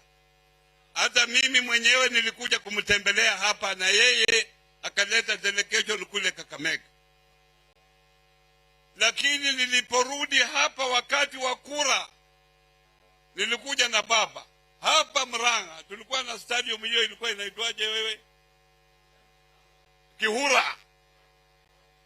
Tulikuja hapo na niliona Murang'a tofauti kabisa. Wakati watu waliniona hapa wakasema wewe Oparanya umekuja hapa kuleta Azimio. Na sisi ni watu wa UDA. Nikasema kweli nyinyi mmesema nyinyi watu wa UDA mnajua ukora wa watu wa UDA. Imefika wakati nyinyi wenyewe mumeona ile ukora wa UDA. Juzi nilikuwa na rafiki yangu kutoka hapa Murang'a. Akasema unajua hao watu walikuwa wanakuja kwa makanisa wananunua mapasta, na pasta akiamuka kesho yake anasema mba aliona Mungu. Mungu amemtembelea usiku na hiyo Mungu amemwambia Ruto ndiye atakuwa rais. Ndiye anaambia wamama, anaweka pamoja wamama, na hiyo ndio ilikuwa mpango wa hapa Central. Na mnaona shida ile nyinyi mnayo hapa Central, na hiyo ndio shida hata kule kwetu iko hiyo shida. Hiyo njaa ambayo mnasikia hapa ndio njaa iko kule. Mumeona hao wameharibu mambo ya makanisa, wameleta siasa kwa mambo ya makanisa. Sasa hata ukienda kwa kanisa hutaki kukaa huko, kwa sababu ile wanaongea ni siasa. Lakini wenyewe mumeona, ndio kwa sababu hao viongozi wote ambao wako hapa chini ya Raila Amolo Odinga wanatetea mambo yenu. Munakumbuka wakati Kibaki alichukua serikali, na nilikuwa na bahati kuwa kwa serikali ya Kibaki. Nilikuwa waziri wa mpango katika serikali ya Kibaki. Wakati Kibaki alichukua, hukusikia Kibaki analia, Moi aliwacha serikali mbovu, hakuwacha pesa, hakufanya nini. Lakini kwa sababu hawajui kufanya kazi yao, wanasema watu wa Uhuru walipora mali, walienda sijui wapi. Kama mnajua watu wa Uhuru walipora mali ni wa Kenya, kwa nini msipeleke hao kotini? Hao hawajui vile serikali inaendeshwa. Ndio kwa sababu tuko mahali tuko. Mambo ya kilimo ile mmesema hapa imeenda chini, mambo ya biashara, kwa sababu nyinyi watu wa Murang'a mnapenda mambo ya biashara. Hakuna biashara nyinyi mnafanya. Saa hii nyinyi mngekuwa saa hii kila mtu na 6,000. Ile baba alikuwa anasema 6,000 kwa mfuko. Mungekuwa na 6,000. Mungekuwa mnalia ile mlikuwa mnalia. Saa hii mungekuwa kila mtoto wenu ako katika shule. Kwa sababu baba alikuwa anasema elimu ni abu. Wewe ungeweza kupeleka mtoto wako katika kila hospitali akiwa mgonjwa na wewe mwenyewe. Saa hii paka ufanye malipo. Na hata ukienda kwa hospitali yenyewe hakuna madawa, kwa sababu hakuna pesa ambazo zinakuja katika kaunti. So shida imekuwa nyingi. Ni uamuzi uamuzi ni nini? Mumerefuka au bado muko pale mlikuwa? Nione wale wamerefuka. Wale wamerefuka. Asanteni, Mungu awabariki. Asante Bwana Oparanya. Na Oparanya alikuwa amesema pesa isipokuja you shut down the counties. Ulisahau kidogo magavana kuwapa advice. Na tena ni watu tumepigania ile mambo ya one man, one vote. Si tunataka usawa? Sasa nataka niwaletee jamaa kutoka Western. Unajua huko sisi tunalima mahindi, si ndio? Na tumesikia unga inashuka. Walisema last week itashuka this week. Hapa Murang'a unga imeshuka? Imeshuka kweli? Sasa tunawaambia tunangoja by next week, kama haijashuka maandamano yaendelee siendelee? Muko tayari tufanye maandamano? Tuweke pressure unga ushuke? Lakini nasikia wamekimbiza mahindi yamefika hapa Mombasa. Tunataka tujue, and we want a full disclosure from the government of the Republic of Kenya, because they owe the people of Kenya a duty of care. Lazima tujue hayo mahindi yametoka wapi. Lazima tujue quality ya hiyo mahindi. Tujue kama GMO ama si GMO, si ndio? Ama nyinyi mnataka mletee vitu ya sumu hapa?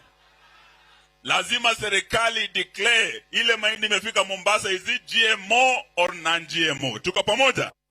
Na huyu Wajakoya ako na maneno, acha kuja waambie amestudy mambo ya GMO kabisa. Karibu Wajakoya, karibu. Open on the best and I don't care about the mchanganyiko.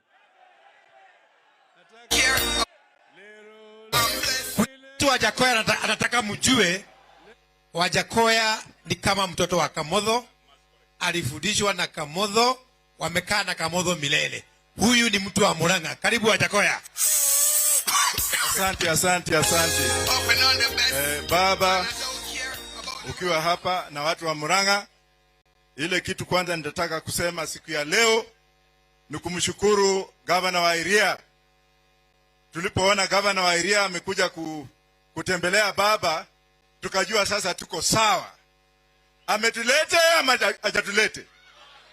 Ametuingiza kwa mlima ama hajatuingiza? Kabla sijaendelea, ningetaka kumshukuru rafiki yangu Kagucho Asante sana bwana Kagucho. Nimshukuru bwana Mwenje, baba yako alisoma na mimi klasi moja. Asante sana mheshimiwa Mwenje, na my classmate mmoja ako hapa, simame tu. Baba mjue leo. Huyo tulisoma na yeye na alikuwa akinipiga shule. Tulisoma naye form 1 to form 4 City High School. Na wale wengine ambao wako hapa. Siku ya leo niko na maneno. Mnajua mambo ya mumea, mnajua mumea ama mjui?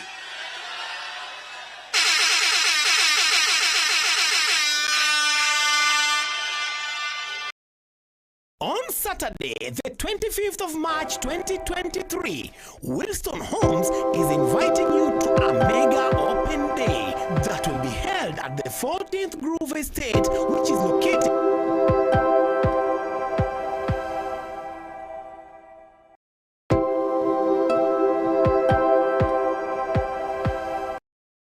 Mambo ya fertilizer.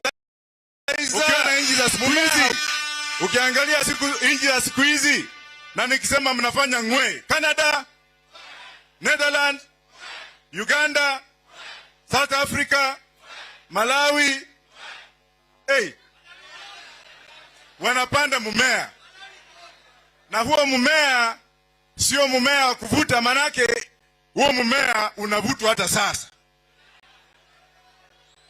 Ikiwa zile nchi ambazo zimeendelea zinapata mazao yao kutoka kwa mmea, hapa sisi ni makafiri.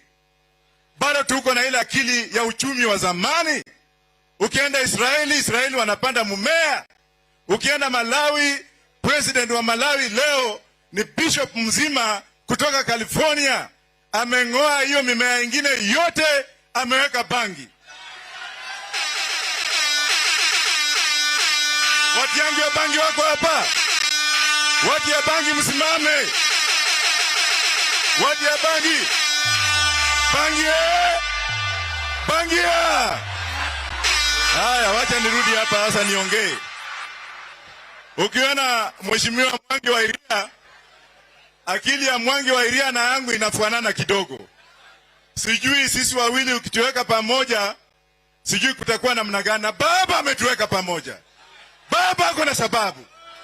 Sasa nchi hii kuna wale, na juzi niliuliza Musalia Mudavadi na bibi yake watoe statement ya ile 40 tons ya mahindi ambayo imekuja Mombasa. Na tunataka tujue kama hiyo mahindi ni GMO, walipima namna gani, imeletwe kutoka wapi, na hiyo kandarasi ilitangazwa wapi. Hiyo ni corruption ama sio corruption? Ya pili, tunasikia pia sukari imeingia. Mimi ningetaka gavana wa Nakuru atoe statement kama bwana yake amehusika ama hakujahusika. Mnasikia ama mjasikia?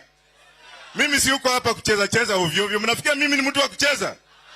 Ya tatu mmesikia kwamba kule State House kuna wanawake wengine wawili, mmoja ni wa Ruto na mmoja ni wa Gachagua. Mnasikia ama mnasikia? Wanaambia watu hapa ati wanataka kesha State House every Wednesday. Wanataka kuandika watu 100 wao wakifanya kesha.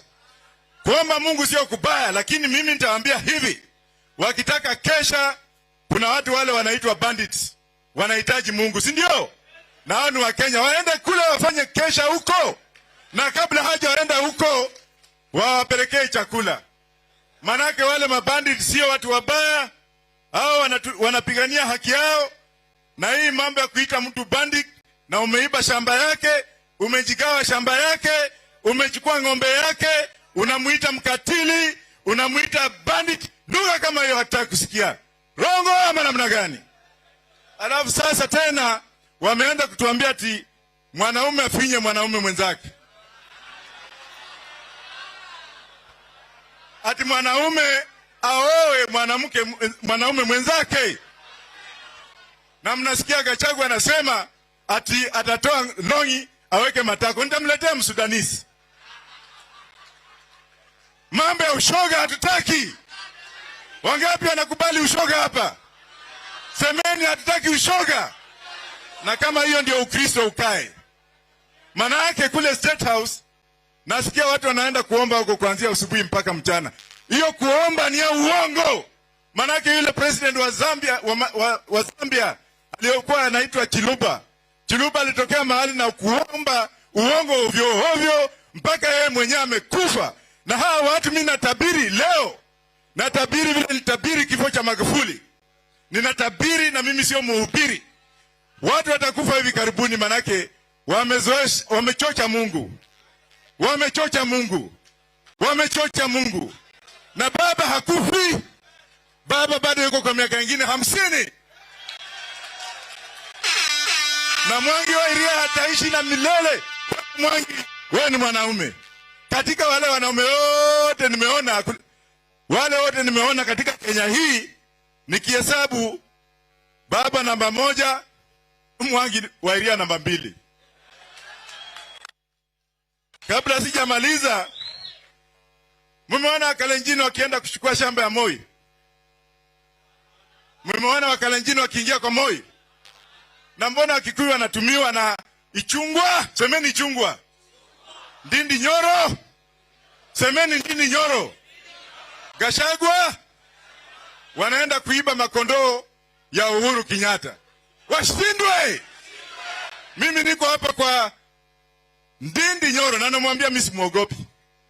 Na mimi namwambia hapa nikiwa Murang'a, wewe ukiwa wewe ni mwanaume, wacha ukabila na wacha ukikuyu. Wacha ukabila, wacha ubinafsi, wacha ukikuyu. Kwa haya machache ningetaka kusema haya. Kuna MCA wetu amewawa. Kuna MCA wetu amewawa, na huyo kijana ameundwa na Mheshimiwa Oparanya. Huyo kijana ambaye amekufa kule Kakamega, ambaye aliwawa na kisu, ni mtoto ya Oparanya. Pole sana mheshimiwa. Tunaenda hayo matanga na baba tunangojea tuelezee tutaenda namna hiyo. Na mama Martha Karua. Martha Karua ni mama. Kweli rongo? Mama amesimama na baba, na mama hawezi kuruhusu upumbavu. She's the only woman who will stay and stand firm. Na ndio unaona hii mwelekeo wetu umechukua ukiendelea mbele. Hatutaruhusu mtu mwingine kuja kuingilia baba ama kutake advantage. Tuko na ndume Eugene Wamalwa, ndume yetu, na ile rosa yetu ya wale watu ambao wamesimama na baba nitakuwa nikisoma kwa kila mkutano. Ukikosa mikutano 5, next election you will not be elected. Thank you very much. Asante. Wajakoya natosha atoshi. Mefurahia afike huku. Sasa tuko na wabunge wetu. Kuna rafiki yake anaitwa Pike, yako wapi? Njoo mbele.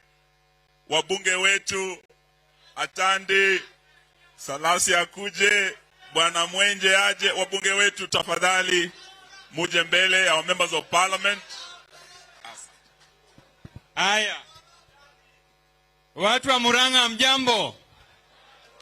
Wangapi wametukaribisha hapa siku ya leo? Basi mimi naitwa Atandi, natoka sehemu ya Siaya. Na leo hii ndio siku yangu ya kwanza kufika Murang'a. Mimi sijawahi fika Murang'a siku ingine. Na leo nimeambiwa hapa ndio mahali naitwa Kiharu. Hapa ni Kiharu. Mahali Matiba alikuwa kiongozi. Mnasema ukweli, hapa ni kwa Matiba. Sasa mimi nataka niseme kwamba mimi nilikuwa nafurahia wakati Matiba na baba na Karua walikuwa wajumbe. Sababu walikuwa wajumbe wa maana. They were leaders who understand. Lakini right now mimi baba nataka niseme kwamba mashine to be a member of parliament in this country. Sababu tukitembea hii nchi, wananchi wamesema kwamba kwa ile mambo ya bipartisan hawataki wajumbe wafanye hiyo maneno peke yao. Watu wa Murang'a mnasema wajumbe wafanye ama wananchi wafanye? Wangapi wanasema wajumbe wasifanye hiyo mambo ya bipartisan? Nione kwa mkono. Wanasema hivyo sababu sisi wajumbe tumekuwa wajumbe ovyo. Ukienda pale bunge, mnaona wabunge wanasema kwamba sisi tuko serikali, tunaenda kuongea na president tupewe maendeleo. Na katiba inasema kwamba parliament has 3 roles. Legislation, oversight, hatuna kazi ya mambo ya kutengeneza maendeleo.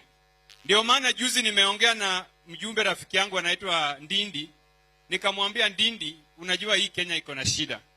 Hatuna mbolea, hatuna chakula, bei ya fuel imepanda. Kwa nini wewe usiongee hiyo maneno kama sisi? Akaniambia mimi niko ndani ya serikali, siwezi ongea hiyo maneno. Ndio maana leo nataka niulize watu wa Kiharu kwamba nyinyi mnapata mbolea kwa bei rahisi na bei ya mafuta iko namna gani huku Murang'a? Na bei ya unga. Kwa hivyo mnaambia wajumbe wafanye namna gani? Wanyamaze ama watetee wananchi? Wangapi wanasema tuende tutetee wananchi? Na nikirudi bunge niambie Ndindi atetee wananchi ama aende State House? Atetee wananchi.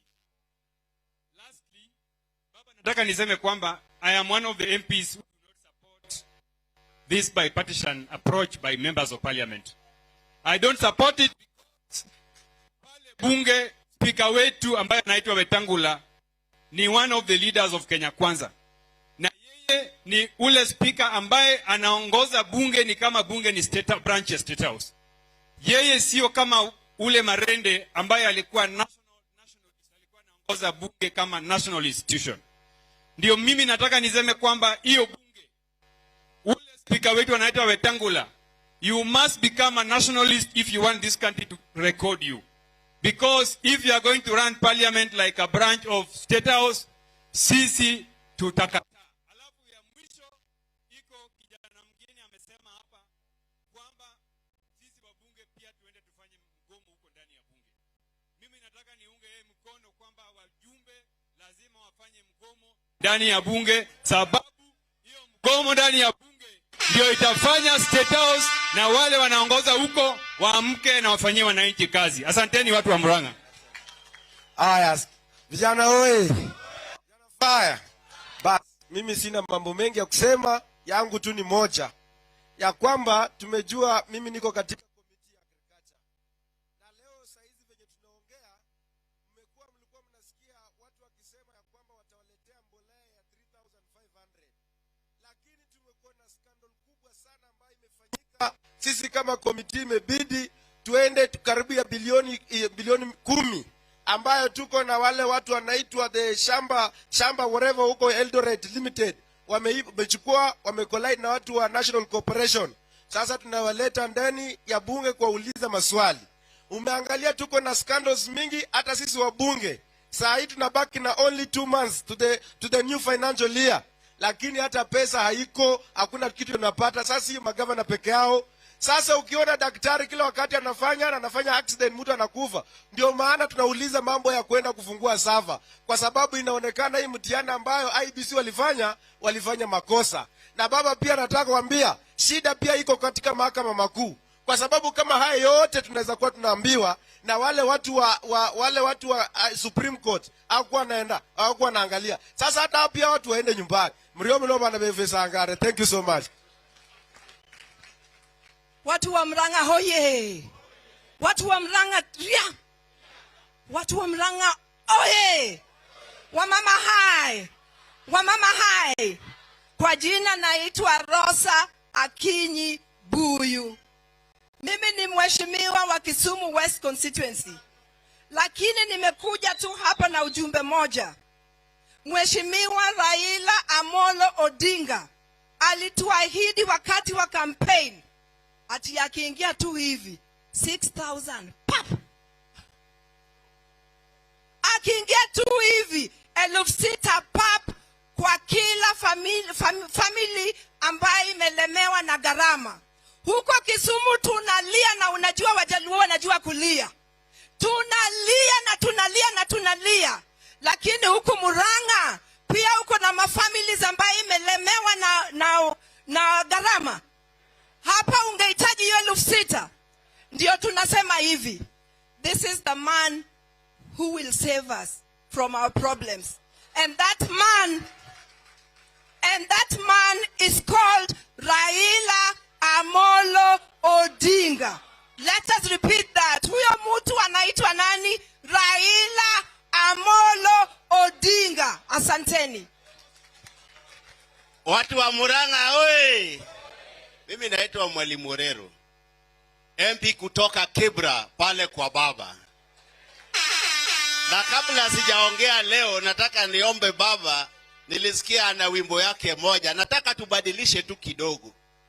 Pale anasema bado mapambano, tuseme bado maandamano. Alafu pale tunasema mpaka unga ishuke. Wakenya musilale, lale lale, Wakenya musilale, bado maandamano, maandamano, maandamano, bado maandamano, maandamano, maandamano, bado maandamano, mpaka unga ishuke, wale wa mpaka unga ishuke, bado maandamano, maandamano, mama. Sasa kule Nairobi tunasema no maandamano, no peace. No maandamano, no maandamano. Huyo mtu wenu anasema maandamano iko tu Kibra peke yake. Sasa nyinyi ni watu wa Kibra.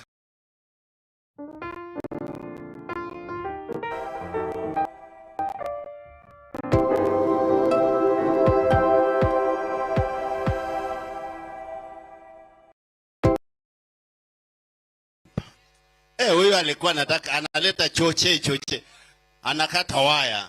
Sasa next time tukikuja tunasema tunamwambia baba wale wakiongea sisi tunaongea kwa barabara. Si tuko hapo? Waendelee kuongea pale na sisi tunaongea wapi? Juzi nimesikia huyo mtu wenu anasema mtoto wa Maamau jana amekuwa Mombasa na deputy governors. Anawaambia hakuna mtu atawalazimisha wapatie council money. Hiyo ni the highest level of arrogance. And there are statutes, laws and regulations which govern the collection and distribution of resources.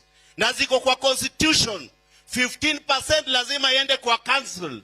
Huyo jamaa hajui kitu anafanya. Alafu sasa ya mwisho. Hii serikali lazima wapatie wamama heshima. Sisi tunapigania kufungua sava. Juzi nikiangalia Facebook wanatupatia mama eti anafungua sava. Hiyo ni ungwana kweli? Asanteni sana. Tumpigie makofi huyo, tumpigie makofi. Your Excellency Raila Amolo Odinga, Martha Karua, viongozi. Nataka kumpatia Mwangi wa Iria kazi kidogo. Utanifanyia translation kwa baba kidogo, si ndio? Hamare twani jetagwo Mark mureithi wa Mwenje. Na ninie mubuge kuria Nairobi Embakasi West. No gwitũ nĩ Kandara. Muthee imĩte Kandara. No tũgĩthamĩra Kamahuha. Nĩkuo gwitũ. Na niĩ thurĩtwo na kĩama kĩa Jubilee kuria Nairobi. Na mũthenya ũyũ nĩ ndĩrenda ndĩmwĩre ũndũ ũmwe. Kĩama gĩkĩ gitũ kĩa Jubilee tuare na NDC. Tulikuwa na NDC kule Nairobi. Na Uhuru alikuwa ametuongoza. Tukasema tutashikana ndani ya Azimio, si ndio? Kwa nini tubadilishe vile wenye chama walisema? Ene kĩama ũguo nĩguo maugire. Na no nginya tũcoke hau. Na nĩkĩo niĩ mũthenya wa ũmũthĩ ndiũĩ SG Kĩoni kũrĩa athire. Ndĩmwĩre maũndũ mau niĩ ndĩronire atĩ Keinan no athiĩ akorwo arĩ mwena wa Kenya Kwanza wa kũnegotiate. No akorwo Azimio na Kenya Kwanza kweli? No kũhotekeke? Hiyo mambo ni political conmanship, si ndio? Mimi nataka niwapatie hadithi kidogo. Kule Nairobi ithedi ya mwera andũ a Murang'a mwena mũmbunge Nairobi. No muge mũtire mũmbunge Nairobi kweli? Mimi nikisimama kiti ya ubunge 2017 tulikuwa tunashindana na ODM. Hiyo wakati kura ikutosha. 2022 tukashikana. Na mimi singekuwa hapa kama huyu mzee hakuniinua mkono. Hiyo nisiwadanganye. Kwa sababu yeye aliondoa mtu wa jamii yake akasema wacha tuweke huyu kijana anaitwa Mwenje hapo. Nikachagaliwa kuwa mbunge. No muge ni mokabila kweli? ile ndarogamire nani ile keutike hoto. Mimi nataka kuwaambia hivi, tafadhali, kule bunge, juini tamu yangu ya kwanza nimeingia kule, ile mambo nimeona huyu mzee aliona mbali kitambo. Wakati tulikuwa tunazunguka BBI, tulikuwa tunasema one man, one vote, one shilling. Tulikuwa tunasema tunataka mawaziri wakuje bunge, lakini tuibadilishe kwa katiba. Tulikuwa tunasema kuna kiti ya leader of opposition inafaa itengenezwe. Maodo mau mothe nimo macoketio riu. Nimo turona thaici thiini kuria bunge. Na andu aitu nimurathikiriria. Mwegoku nimurajigua. Rekei ndimuhe uhoro wa one man, one vote, one shilling. Wacheni niwaambie na nitaongea na Kiswahili kidogo muisikie. Mambo ya one man, one vote, one shilling ni kitu muhimu sana. Muliona basari zikipeanwa hata kwa constituency yetu pale Githurai, watu wanapigana. Nieta mobunge Nairobi gegeria kuneana basari ikoragwo ithina muno tondu andu ni aingi, na ni ukuona basari kundu kungi kuheanagwo basari ya 15,000 no hetwo basari ya 15,000 haha ithe mutiao 2,000 na 5,000. Twauga one man, one vote, one shilling, mubunge wa guku ona Ndindi Nyoro ni arihotaga kuneana mbeca ta iria iheanagwo na kuria. Hiyo ndio inamaanisha one man, one vote, one shilling. Kwa hivyo tunajua viongozi wameongea, mimi nataka kusema hivi, Your Excellency, that it is important. Tumesikia mambo one man, one shilling. Ni muhimu tusikize Baba Raila Amolo Odinga, because yeye anaongea ile maneno ambayo itasaidia hii Kenya. Na nikimalizia, mimi nataka kusema wale wanataka kutoka chama cha Jubilee waingie upande wa UDA, tafadhali nyinyi endeni, mtu ache sisi. Hata mimi naweza nataka kuwa kwa hiyo chama tuongoze, si ndio? Si tuko na watu wanataka uongozi hapa. Hii chama ni sisi tumebaki nayo, na kiongozi wetu bado ni Uhuru Muigai Kenyatta. Na baba, mimi nataka kukuashua ya kwamba there are members in Jubilee who are loyal to you regardless of what is being said out there. Sisi tuko na wewe na tutasimama na wewe, and we will make sure that we defend the rights and interests of our country. Asanteni sana na Mungu awabariki. Haya, tunafunga. Watu wa Murang'a, wangapi wamefurahi kwa baba kuja kututembelea? Tukienda kumaliza, nataka kurecognize mtu ambaye tulianza safari naye, anaitwa Kangosho Kamumbi. Simama tu hapo watu wakuone. Mzee, ile gari ya 77 huyu ndio alichukua akapeleka kwao Murang'a na ameiweka hapo kama monument. Ile Ford tuliingia nayo Kamukunji, huyu ndio yuko nayo kule kwao Murang'a kule Mathioya. Pili, iko kijana rafiki ya mzee hapa kutoka Githunguri anaitwa Gidi. Mwanake huyo birthday yake adikire muthe marwa akimwera na birthday na no ende makogwe hamwe makogwe muthenya ucio hamwe muthe amutwareire ng'ombe ucio mweragwo ne muru atwareire mwanake huyo ng'ombe na riu neciarite maita maigana. Hurirai baba rohe. Iko kiongozi yuko hapa chini pia anaitwa Makarena kutoka Meru, lakini unfortunately yeye hawezi kupanda juu, na mzee ameniambia, mzee Makarena ameniambia yuko hapa chini. Unajua vile alivyo, hangeliweza kupanda hapa juu. Amesema watu wa Murang'a wasalimiwe na watu wa Meru, na anasema mkutano ile next ambayo inakuja katika mlima atapeleka Meru na yeye ndio atasponsor. Mpigieni makofi. Haya, nikimalizia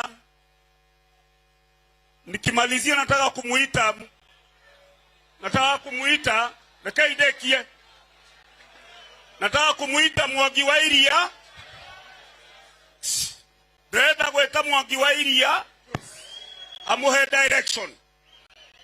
Asante sana, tunajua mmechoka, tunataka kumshukuru. Sasa kwa sababu tumemaliza, shukran kwa kumpokea baba.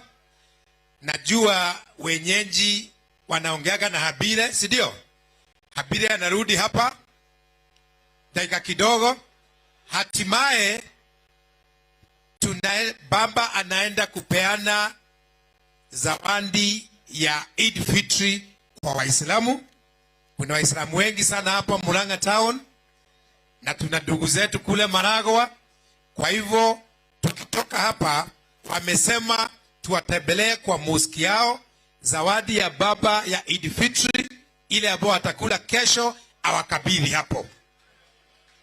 Kwa hivyo tunamkaribisha nyote, mkimalizana na Habile hapa, mkutane na sisi kule mjini kwa zawadi ya baba kwa Waislamu ili awatakie wakati mwema. Thank you very much.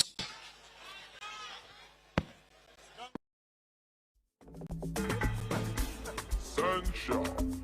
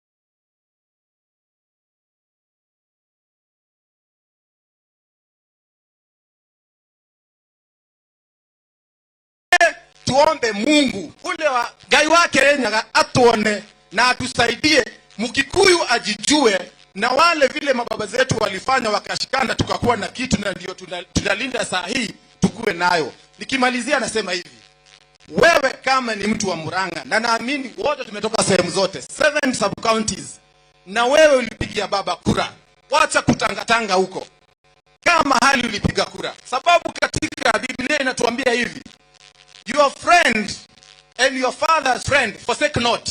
Wewe unaacha rafiki yako ukienda wapi jameni? Tuko pamoja. Na hiyo ndio utakuwa kama sisi. Mimi nimechelewa kidogo Your Excellency, sababu nilikuwa nimeenda kuchukua mtoto wangu shule. Hakuna vile unapeleka mtoto shule akasome, lakini ile ulisema jana umepindua leo. Watu wamekuwa huku wako na ghasia. Nikimalizia niseme ya mwisho, watu wa Murang'a, imefika wakati ule uhuru ile mlipigania inaenda. Hiyo ni kusema nini? Hiyo jina Mau Mau ilikuwa imepewa heshima sana katika eneo la Mount Kenya. Saa hii ile jina inaisha, ni ile inaitwa Mau Mau. Ukisema Mau Mau wameweka chini, na msihi na mheshimu mababa zenu, mababu zenu, na hiyo wale walikuwa real freedom fighters, tuwape heshima. Mungu ambariki, na baba tunakukaribisha, wewe ni baba yetu, na Mungu akubariki pia. Asanteni.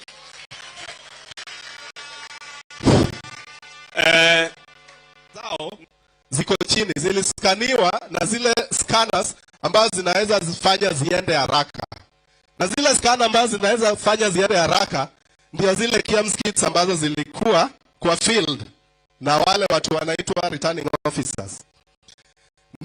Now the returning officers transmitted their data, and then after that you find that the same form now has a different value. For example, if you go to this Likoni one, utakuta sasa iko na 900. The 900, that means 9 megabytes. Na hapa iko na 4 megabytes. So it may change from 4 megabytes to 9 megabytes. Ambayo sasa it cannot be transmitted using the KIEMS kits easily. So in other words, kile ambayo ilifanyika Bomas hazikutransmitiwa from the field, lakini zilichukuliwa from somewhere. And so that is the summary of what we have. Sitaki kuwapeleka kwa zote, but mmeziona vitu ambazo zilifanyika. Asanteni sana.